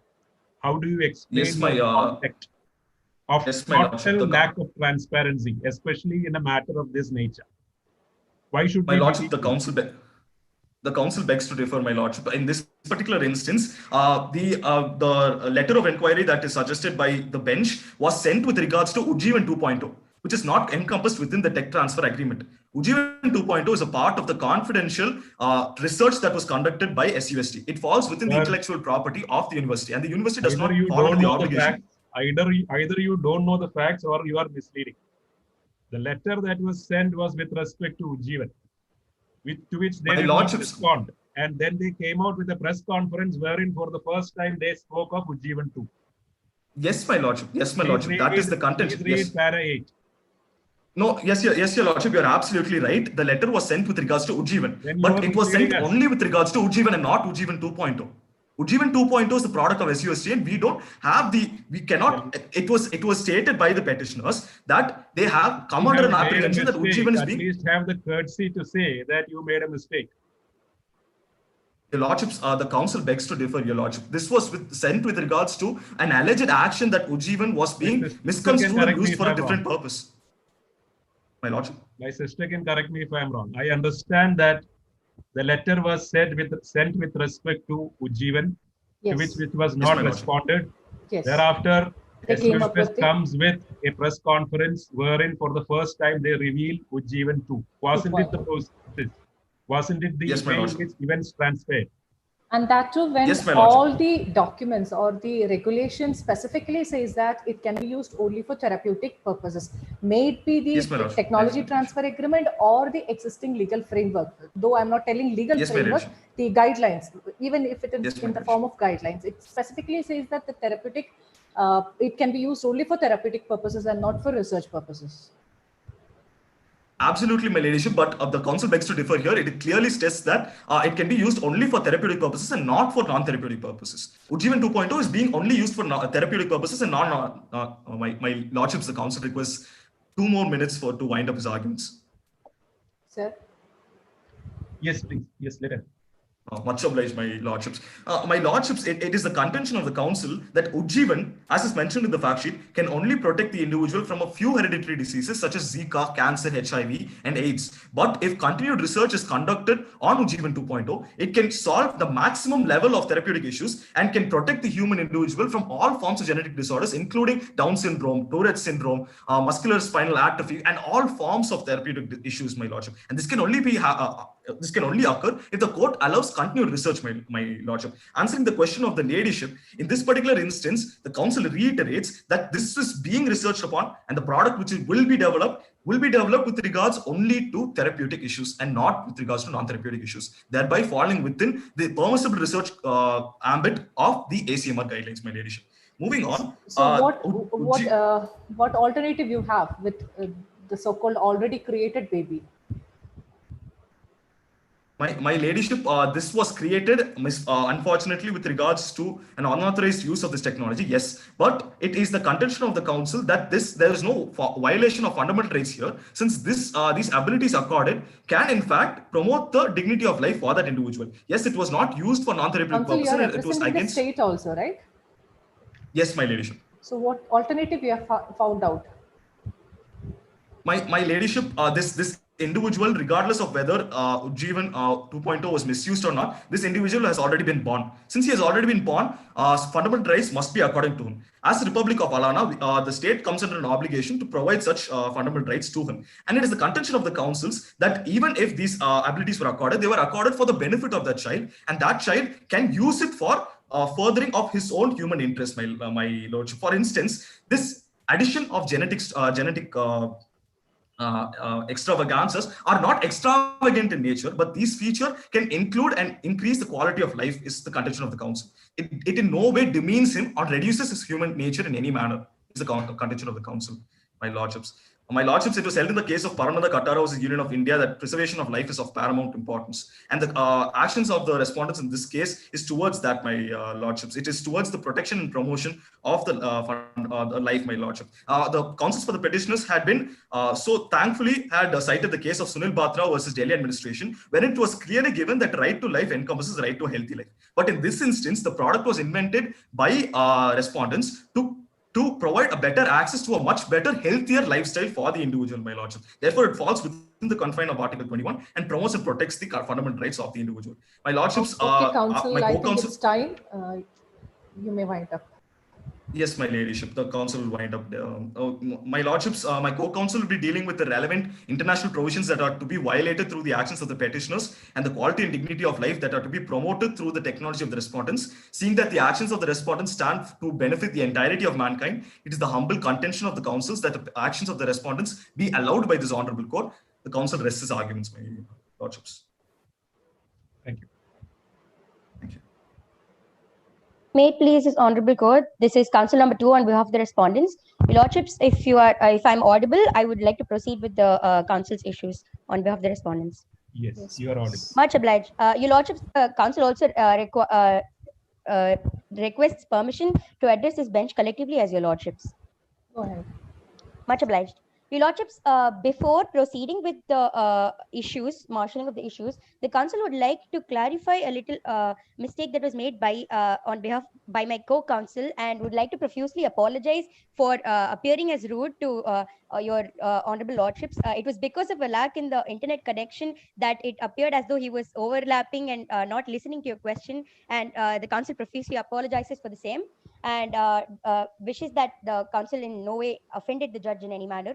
And now the council would like to answer the question that your lordships had posed to my co-counsel that I would like to satisfactorily answer before moving on to the issues. If your lordships permit, the council will answer your questions before moving on to the issues. Yes. Your lordships, do you have any prior questions for the council before the council? What point you want to make initially? Your lordships, with regards to the question that your lordships posed to my prior counsel, we will put our questions as and when it comes. You go ahead with your presentation. Much obliged, your lordships. Much obliged. With prior permission of this honorable bench, the council shall now proceed to list out the issues. Your lordships, today this council will be dealing with 2 issues. The first is whether there is a need for scientific advancement. This issue will be approached in a 2-pronged manner, your lordships. First, the council will establish that the respondents have not violated the technology transfer agreement by their research on Ujjivan, and how that the council's request permission to continue research on Ujjivan 2.0. And in the second fold, the council will marshal the importance of scientific advancements that has been recognized and guaranteed in the international authorities. And your lordship, the next issue that the council will be dealing with is whether the gene editing will lead to gene mutations, which will thereby affect the quality and dignity of human life. If your lordships don't have any prior questions, the council would like to proceed with the arguments. Much obliged, your lordships. Much obliged. Your lordships, a public interest litigation is meant for enforcement of fundamental duty and other fundamental rights, as well as other legal rights that have been violated. That is the contention that the petitioners have brought before this court today. Your lordship, such a litigation can be initiated only for redressal of a public injury, enforcement of a public duty, or for vindicating of anything of public nature. Here, your lordships, the respondents have merely carried out a fundamental duty that is thrust upon them, which is to promote any form of scientific temper So, and counsel, spiritual don't you inquiry. think there is the question of public injury involved in this case? Much obliged, your lordship. Your lordship, in the present case, the respondents feel that there has been no such public injury in the present case. And all that the respondents seek to bring about by use of Ujjivan 2.0 is to promote any sort of a right that is guaranteed under Article 21 and to improve the right that is given along with human dignity and the quality of life. Can the council proceed, your lordships? Yes, yes, please. What is Much the obliged. scope of this duty of promoting scientific temper? Your lordships, I'm very sorry, but my internet connection was lagging. Could you please repeat your question? Your lordships? Am I audible? Yes, yes, you are audible, I think. Is your lordship's... Can you hear me? Yes, yes, yes, now your we can lordship. hear you, sir. I was just putting a question regarding this fundamental duties. Yes, and your you lordship. stressed on scientific temper. Indeed. Okay, your lordship. The council is presuming that your lordships is requesting what kind of a scientific temper the council is talking about. Especially when a scientific temper, the duty to have a scientific question, Your temper as Lordship? envisaged under 51A is not a legally enforceable one. Can you fall back and take recourse to it and say that we were doing only the duty as imposed upon us by the Constitution? Indeed, your lordship, the respondents in the present case are a state-funded university, and therefore, and also the people who are involved in it are citizens of the country and have a fundamental duty to uphold the scientific temper as laid down under its 51A, your lordship, subclause H. That is what the councils are contending. Your lordship, since you requested about, since you had asked about the scientific temper, your lordship, this term scientific temper is uniquely Indian. It was formulated by our honorable Jawaharlal Nehru ji in his book The Discovery of India, where he says that scientific temper is the refusal to accept anything without testing and trial, the capacity to change previous conclusions in the face of new evidence, and the reliance on observed fact and not on any preconceived theory. Which is the amendment of the Constitution of India which included, which brought in fundamental duties? Your lordships, the 42nd Amendment, your lordships. That is what introduced. Nehru was dead and gone by that time. Indeed, your lordship. However, the vision that was when envisaged. you have a contract, that is the specific TTA contract, Indeed, and lordship. there is allegation that you have breached it, how can you invoke the fundamental duty and try to get out of it? Especially, we don't have much of an inclination towards scientific temper because we are now sitting after having permitted the Puri Rath Yatra to go on in this time of COVID. So don't tell us about the scientific temper that we have. We are not much impressed about it already anyway. Indeed, your lordship, the council completely understands. Your lordship, speaking of the TTA, the contract that you had mentioned, the matters are completely two different things, your lordships. It is a duty upon the respondent as a state university to work and improve science and scientific advancement, your lordship. Whereas the other concept, which is the TTA, which you had mentioned, was given to us. Council, I have a question, one simple question. What do you have to say about the petitioner's allegation that you have violated TTA? Much obliged, your lordship. That is what the council was now going to answer for your lordship's understanding. Your lordship, speaking of the TTA, it allowed the respondents to research upon Ujjivan. And it has been clearly laid out in the facts, your lordship, as you are already aware, in paragraph 6, that the experts from SUST successfully identified the potential of Ujjivan technology in curing infertility. And like my worthy opposition had mentioned, the council will also read out the excerpt from the TTA at the very first point under clause 3.1 that SUST can make use of Ujjivan for ameliorating, treating, preventing, or curing human diseases. Your lordships, without conducting any sort of a research on Ujjivan, how do they expect us to magically cure any person, your lordship? Which is so therefore the SUST, by means of conducting any research on Ujjivan, merely attempted within the ambit of the permissible research as stipulated in the TTA and found out a scope for curing infertility. Therefore, it is well within the ambit of the permissible research, your lordships. Does that answer satisfy your question? Go ahead, go ahead. Much obliged, your lordship. And Your Lordship, referring to the further research that was conducted, the new technology was developed by the respondents themselves and named as Ujjivan 2.0. Your Lordship, this technology has uses and So you mean to applications say, that are again, my completely question, different. again, I have a question here. So you mean Yes. to say Ujjivan and Ujjivan 2.0 is entirely different two technologies? Exactly, Your Lordships. Your Lordships have And why understood it you perfectly. had to even take the same name also? You had, what we can understand from the name is it's an upgraded version of Ujjivan. Indeed, Your Lordship. Your If it Lordship, is an entirely different technology which you're talking about, then you could have even used another name safely. Your Lordships, perhaps the intention of the respondents in doing so was to prove that there is an increased or enhanced usage of the same technology, because it is once again something relating to genetics, and it is something relating to similar arena of science, Your Lordships. But I don't The think the facts technique. say- Yes, sir. Sorry, I'm sorry. Even the fact says that Ujjivan 2 is a modified and upgraded version of Ujjivan. Your Lordship, I completely understand, Your Lordship. The council completely agrees with you, Your Lordships. However,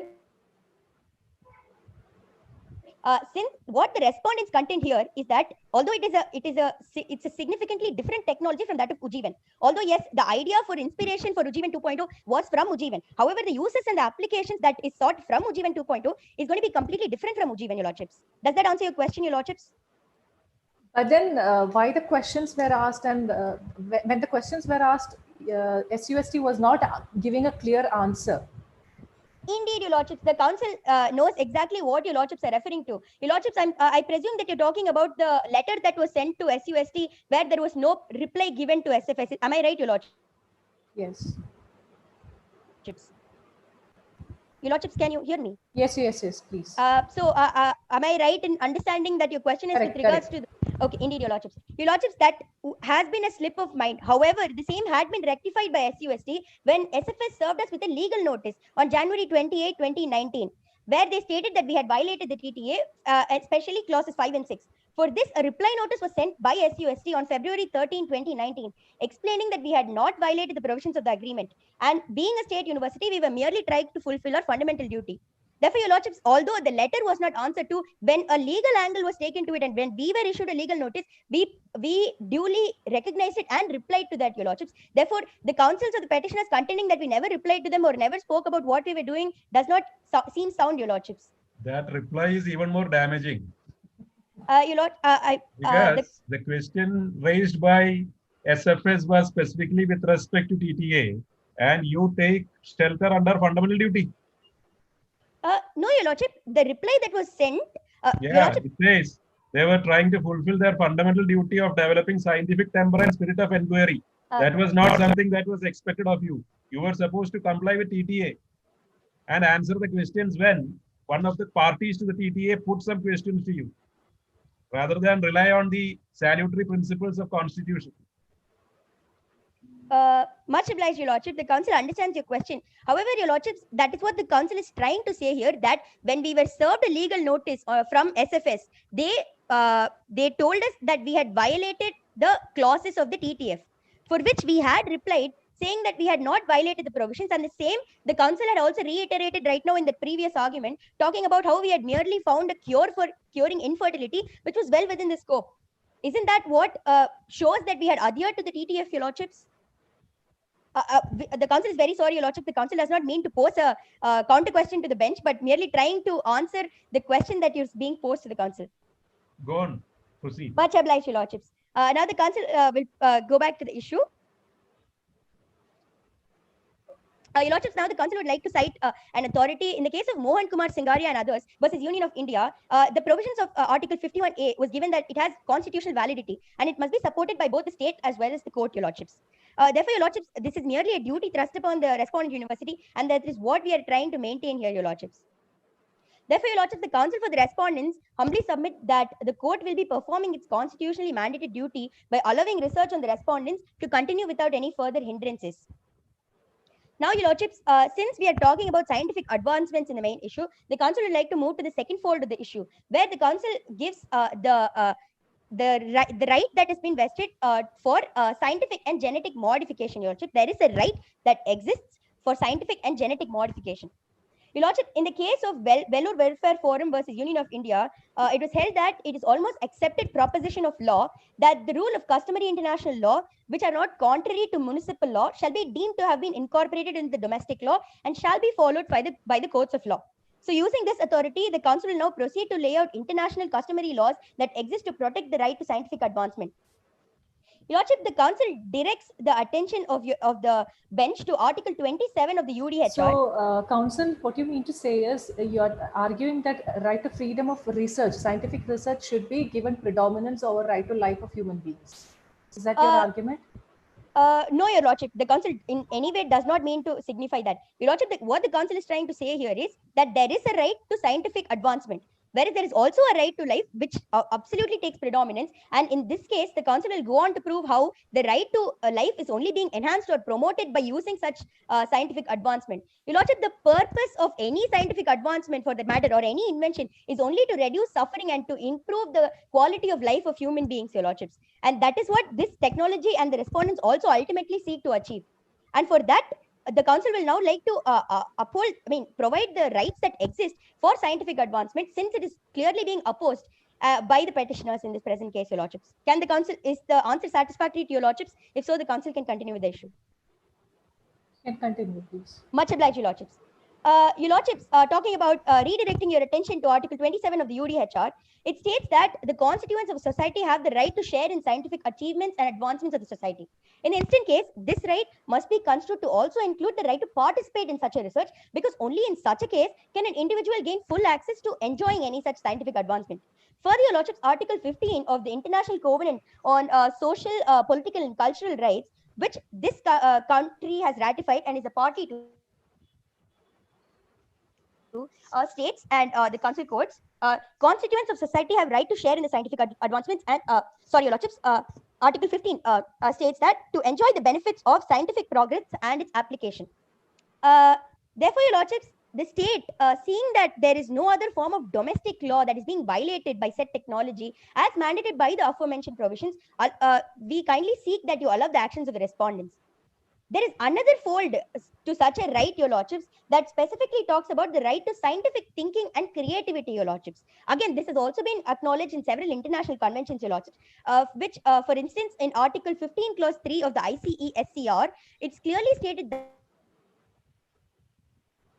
the state parties to the present covenant undertake to respect the freedom indispensable for scientific research and creative activity. While subclause 4 states that state parties to the present covenant recognize the benefits to be derived from the encouragement and development of international contacts and cooperation in the scientific fields, Your Lordships.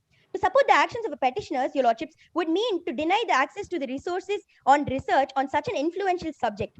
Since the Supreme Court itself has taken cognizance, and that is the reason that we are here today, Your Lordships, because the gravity of this issue is vast and it will affect the future generations, as they say. But what the Council's content is that it is only for the benefit of the future generations and not for any sort of a detriment to the society.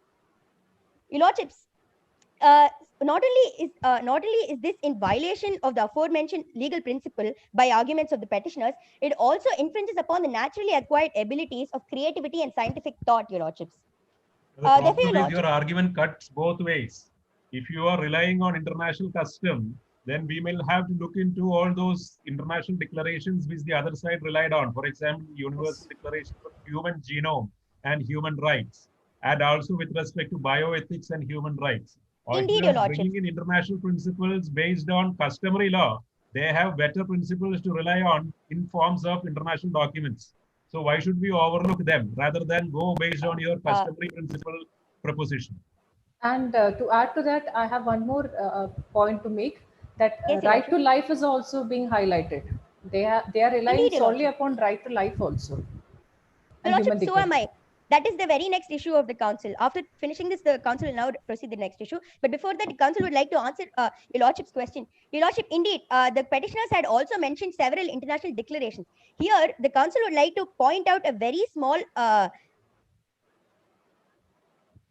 factor, a definition, in fact, a distinction between a convention and a covenant and a declaration. Your Lordship, a declaration is not binding on any government, but so far, whatever authority the respondent or the council has stated right now are conventions, and conventions are legally binding on governments. And since this country is ratified and is signatory to all of these conventions, they are legally bound to follow all of these, Your Lordships. Therefore, I think agreeing with Your Lordship, the council for the respondent still has a weightage to follow these principles. What is the value of Universal Declaration of Human Rights? Your Lordship, No Your Lordship, the Universal Declaration of Human Rights takes precedence, Your Lordships. This has been duly recognized by our constitution makers, and they have also included but the if we ambit go of... according to the definition which you gave or the classification which you gave, declaration, covenant, and convention. Indeed, Your Lordships. Your Lordships, going... sorry, Your Lordships, I beg... You initially gave the distinction between convention, covenant, and declaration. Indeed, Your Lordship. And you are relying so much upon Universal Declaration of Human Rights. As well as conventions, Your Lordship. That is what the council was trying to say. Well, then, going by your proposition, the UN Charter would be the most insignificant of the documents. Yes, Your Lordship. I see what your Lordships are trying to say. However, the council did not in any way mean to belittle the importance. We don't have any special love for these documents. We are just asking and trying to understand as to whether which one is more binding than the other. That is all. No, we don't mind you castigating UN Charter or declaration. Your Lordship, the council completely understands your question. What the council was trying to reiterate was that conventions are binding on the government. Declarations exist indeed, and we are a party to the declaration. The same has been manifested itself. The declaration takes importance when the country takes cognizance of the same declaration and tries to incorporate it into its domestic law. The same has been done by our country, Your Lordship, where they have given importance to Can the you show any international document, whichever way you call it, as a declaration or a covenant or a charter, yes, Your Lordship, which would justify the creation of the creature like the one techno that your person has created? Yes, Your Lordship. Your Lordship, there was a small confusion where my co-counsel had actually gone beyond the scope of what we were trying to reiterate. Your Lordship, the council would like to, if your bench allows for such a speculation or such a hypothetical, because it is similar to what has been posed by the petitioners. Your Lordships, I'm very sorry, I have confused you by now. The council shall go back to the argument. Your Lordship, the petitioners had claimed that that a baby called Techno has been born. And the same has been reiterated time and again to justify the violation of a right. However, Your Lordship, if I may correct you, it is not the allegation from the petitioner's side. It is very clearly given in the facts. Indeed, Your Lordships, but that again comes back to the interpretation of the facts, Your Lordships, which the council would like to bring to light in a different angle understood by the respondents. If Your Lordships permit, the council will now proceed the council shall now highlight our viewpoint of the same. Can the council proceed, Your Lordships? Yes, we would like to hear that. Much obliged, Your Lordships. Your Lordships, if you could look at the paragraph number 11 of the fact sheet, Your Lordship. Sorry, Your Lordships. Paragraph number 12, Your Lordships. Very sorry. Well, if Your Lordships could, yes, Your Lordships, direct your attention to paragraph number 12 on page 2, end of page 2. which part of that para? Yes. Yes, Your Lordships. The council shall now continue to proceed. Your Lordships, looking at the facts of the case, based purely on the basis of the facts, this technology, Ujjivan 2.0, was made in December 2019, Your Lordships. And in May 2019, Onai claimed on a website as to the miracles that could be brought about if a baby were to be born. A week after, which is not more than 5 months since the technology itself had been formed, he claims that a baby boy called Techno has been born. However, Your Lordships, consequently, neither in the facts nor in the petitioner's arguments have they proven that a baby has been born or there is an existence of such a baby, except from the empty Council, claims of Dr. Honai. To substantiate this point, I would like to add one point. Like, I think it was last week in the newspaper, there was a news where 23 weeks old baby was successfully, like, it was born at 23rd week and it was successfully came to life. Very well, So, Your Lordship. what I mean to say is science can do miracles. Understood, Your Lordship. That is also what the respondents are Fact is also very clear, madam. The fact is also very clear. It says he created a baby boy. And then it says, and the baby born has night vision. What more is needed? It is there for all of us to experience. But Your Lordship, apart from the claims of Professor Honai, there has been no such proof or a declaration of such a baby being existent in the facts, is what the council is trying to contend. It might seem like a far-fetched, Far-fetched, very agreed, Your far-fetched, Lordship. very far-fetched. You are right. Agreed, Your Very Lordship. far-fetched. That's the word. Agreed, Your Lordship. Much obliged. The council shall not ponder upon this and offend the bench in any matter. The council would like to proceed to the Narada, next issue. we are Okay, not offended. assuming.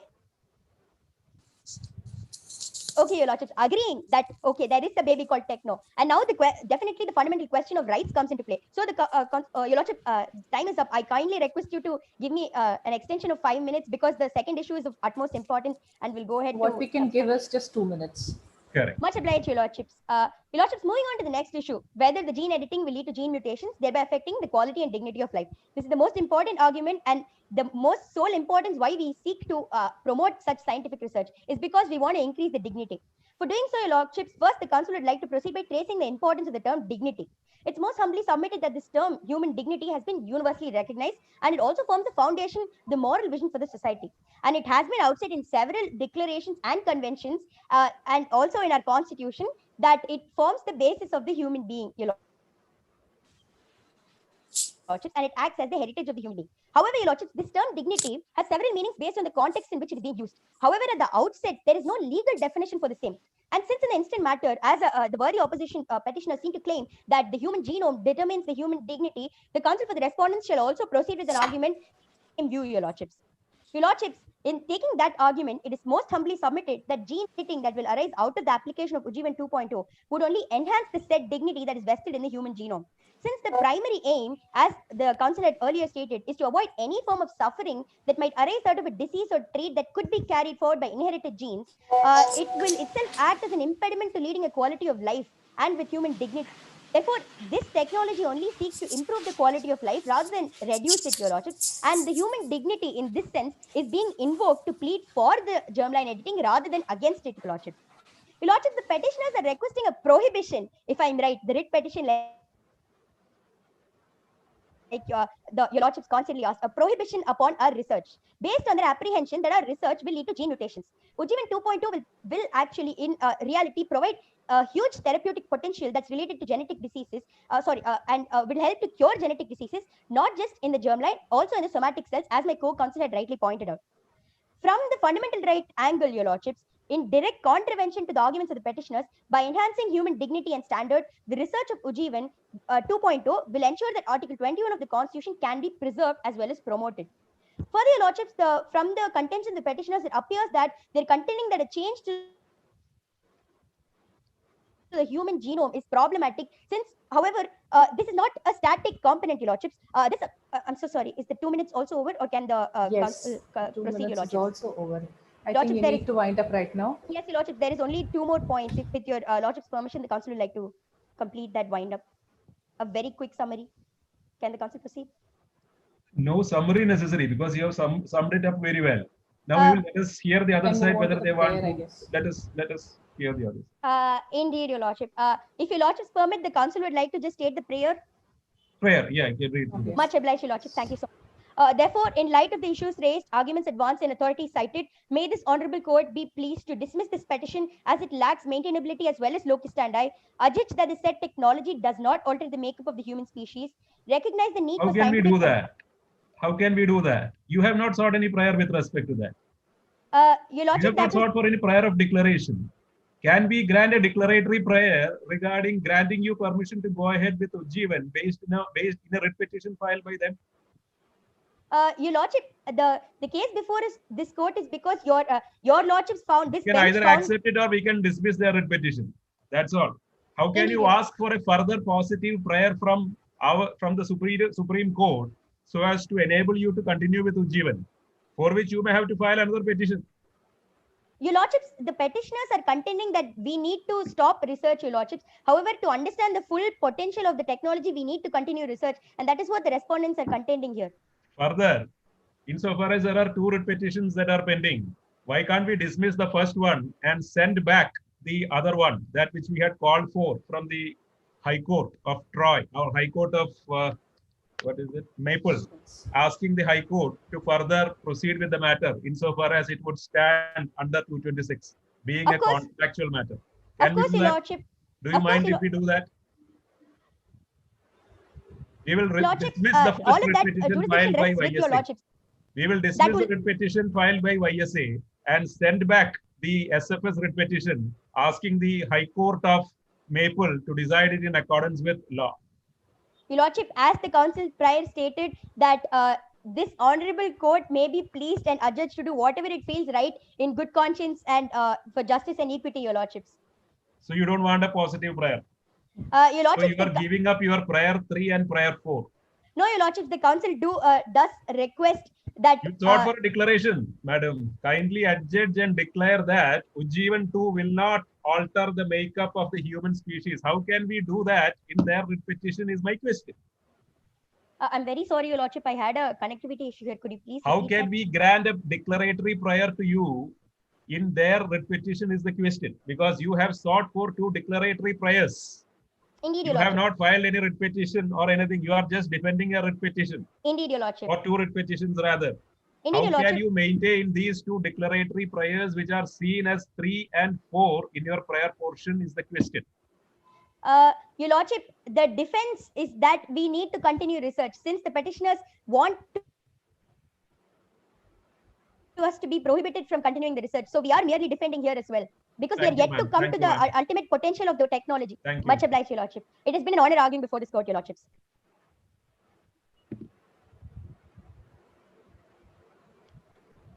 The session is now open for judges' feedback. If the judges may please give their feedbacks to the participants. Speak. Do we need to give them rebuttal time? Rebuttal, yes, Do we ma'am. have a Yes. rebuttal? Yes, ma'am. Pardon. Speaker one of the petitioner will be doing the rebuttal. Okay. So I think we need to limit it with 3 minutes, isn't it, sir? Yes, ma'am. Maximum 3 3 minutes. Your Lordship, the council seeks attention of your Lordships into paragraph 14 of the MOOT proposition, your Lordship. Your Lordship, it says that SUST clarified that the research of Professor Honai was conducted outside of their campus and they were unaware of the research, its nature and outcome, your Lordship. Your Lordship, this explicitly says that State University of Science and Technology acknowledged or admitted the fact that Dr. Professor Honai created techno, your Lordship. The councils for the respondent has stated that Professor Honai did not create techno, your Lordship. And this was for that particular point. This rebuttal was for that particular point, your Lordship. Further, your Lordship, it is humbly contended before this honorable court that Ujjivan 2.0 is just a modified and upgraded version of Ujjivan, your Lordship. Your Lordship, according to Oxford Dictionary, modification means the act or process of changing something in order to improve it. Further, your Lordship, upgrade means raise to higher standard. Your Lordship, in the instant case, it is humbly contended before this honorable court that Ujjivan 2.0 is not a new product. It is just an upgraded and modified version of Ujjivan, your Lordship. And further, your Lordship, it is a product of the collaborated research, your Lordship. And this is this could be considered as a foreground intellectual property, your Lordship. And hence the provisions which were binding on technology transfer agreement would be binding on the Ujjivan 2.0 as well, your Lordship. Further, your Lordship, the respondents contended that State University of Science and Technology is not vicariously liable for the act of Professor Honai, your Lordship. Your Lordship, according to the case of Lloyd versus Gray Smith, the House of Lords held that when a servant is acting in the course of the business, the master will be liable even though the servant was acting for his own benefit rather than that of the master, your Lordship. Your Lordship, it is humbly contended before this honorable court that during the creation of Techno, Professor Honai was a regular employee of State University of Science and Technology. Further, your Lordship, in state of Rajasthan versus Vidyavati, it was held that a state is vicariously liable for the act of its employee during the course of employment, your Lordship. Further, your Lordship, it is also humbly contended before this honorable court that they have claimed that they have not violated the technology transfer agreement. Your Lordship, as the council has earlier pointed out that the application of Ujjivan is only resorted for treating, preventing or curing human diseases, and that too for treating serious diseases and only when there are no reasonable and alternative remedies available. Your Lordship, the council seeks attention of your Lordships into paragraph 6 of the MOOT proposition. It states that scientists from SUST decided to experiment this technology in human embryos for the first time, your Lordship. What do you have to say about their contention based on Article 51A? Your Lordship, their contention based on Article 51A is regarding that they have conducted the experiment for the scientific temper Promoting and scientific temper, which is an incumbent duty on them indeed, as Your Lordship. envisaged in our constitution. But And that being a should not state violate university the right. especially. But that should not violate the fundamental rights as well as the human rights of each and every person on the earth, Your Lordship. It should not violate human beings, Your Lordship. Time's up. Much obliged, Your Lordship. May it please the Honorable Court, can the counsel for the respondent proceed with the rebuttals with the permission of the bench? Much obliged, Your Lordships. So it should limit only to what the counsel for the petitioners have told right now. Okay, you cannot bring in more arguments now. Indeed, Your Lordship, but it was the counsel's understanding that we could also point out fallacies in their argument that was made by the petitioner. Is that allowed? Or should it be strictly restricted to the current rebuttals that were given by the counsel? What was given right now? But Your Lordships, wouldn't that impede us from doing what privilege was received by the petitioners, since they You could have argued it during your arguments. Sorry, Your Lordship, my internet. You could have Sorry, argued it while you were arguing your contentions. Much obliged, Your Lordship. Your Lordship, okay, going forth with the rebuttals with the permission of the bench. Your Lordship, the counsel for the petitioners have failed to prove how they have an intellectual property or right over Ujjivan to claim that the TTA can be extended to Ujjivan 2.0. Even in their arguments, they have failed to prove that, Your Lordships. Further, they did not argue anything with regards to the petition that was filed before SFS. And if that is the case, if they are arguing for both SFS as well as YSA, there is a conflict of interest that is pending there, because the counsel for the petitioners argued that there should not be any sort of research or experiment that is being carried out, while SFS were the ones who initially came up with such a technology in the first place, without which there would not be any such repercussion. Further, Your Lordships, since the counsel for the petitioners had mentioned A.K. Gopalan and had also contradicted it with a dictionary definition, Your Lordships, shouldn't the court take cognizance of a legal definition that exists for life over something that is defined in the dictionary? If that is the case, then there has been no loss of life, full loss of life that is there as defined in the legal precedent, and the counsel would like to restrict to that. There are no further rebuttals with regards to what the petitioners just recently spoke, Your Lordships. With this, the counsel would like to conclude the rebuttals. Okay, thank you. Much obliged, Your Lordships. I do apologize for the earlier mix-up. Now the session is open for the feedback of the judges. If the judges have any feedbacks for the participants, you may please now. I think my sister judge can begin. Okay, regarding the feedbacks, what I would like to say with regard to the petitioner side, always, if at all you are given the petitioner side or you have got petitioner side, the first question to be answered is maintainability. And you should be thorough with that. I think there you had some problem with that. That's what I think. Then regarding the second team, that is the respondent team, you were actually very hurried. The feeling which I got, I think sir will also concur to that. The feeling which we got is like you were very, very busy. Like you wanted to finish up your arguments. So that was a feeling which we got from the beginning, and it continued till the end. So this is what I would like to point out. Sir, over to you. Thank you. I echo the feelings of my sister, and I would congratulate all the participants. You have put up a very good presentation, or rather arguments. Thank you, I congratulate you for that. And ultimately, at the end of it, what matters is what you learned out of it, and how you went through this, what you learned from the other side, and the pitfalls which always happens. After 25 years of practice, I still learn, because we make mistakes in court. So for you, this is a wonderful opportunity to equip yourself before the curtains go up. I appreciate you for having participated. Well, as regards your presentation, I would suggest that, as my sister pointed out, let us go through it systematically. Whenever you get a MOOT proposition, rather than getting lost in the facts of it, try and understand the larger picture. Let us not miss the woods for the trees. And we have to look at the specifics. Where exactly, first and foremost, we have to begin with the jurisdictional part. what exactly is the jurisdiction of the court which is entertaining the matter. Like, for example, here we have a strange situation where under Article 32 there is a writ petition, and under Article 139A, a petition pending before a High Court under 226 is being called for by the Supreme Court. Now the nuances and the interplay has to be looked into. You have to see as to what extent the Supreme Court can interfere in the matter, especially under Article 32. And in the process of doing that, obviously no judge would want to trample upon the larger rights which the party might have had it been before the High Court, because the scope under 226 and 32 are different. So these aspects have to be borne in mind when we go further. Then naturally, the very question that I kept on harping regarding the disputed questions of fact, it is something that comes to my mind because I have been practicing all through, and these are the questions that are being put to me by the judges of the High Court day in and day out, saying that you are asking us to decide on a question of fact. So this was a matter in which there was substantial questions of facts involved.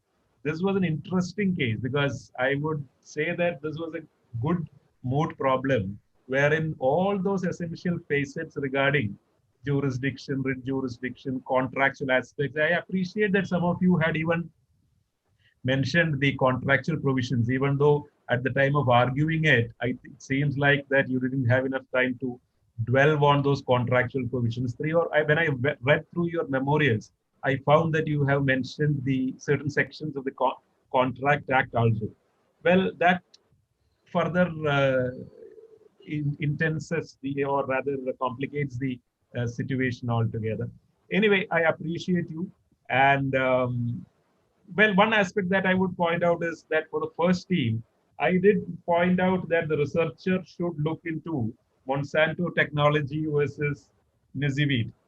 And you said that you will be coming back to me on that, which you did not come back on. So that are you don't have an option to switch on your mic now, unfortunately, because we are just having a rather sort of a chit chat, or rather telling you or summing up what has been transpired. So please bear in mind such minor aspects, because that shows that you are involved.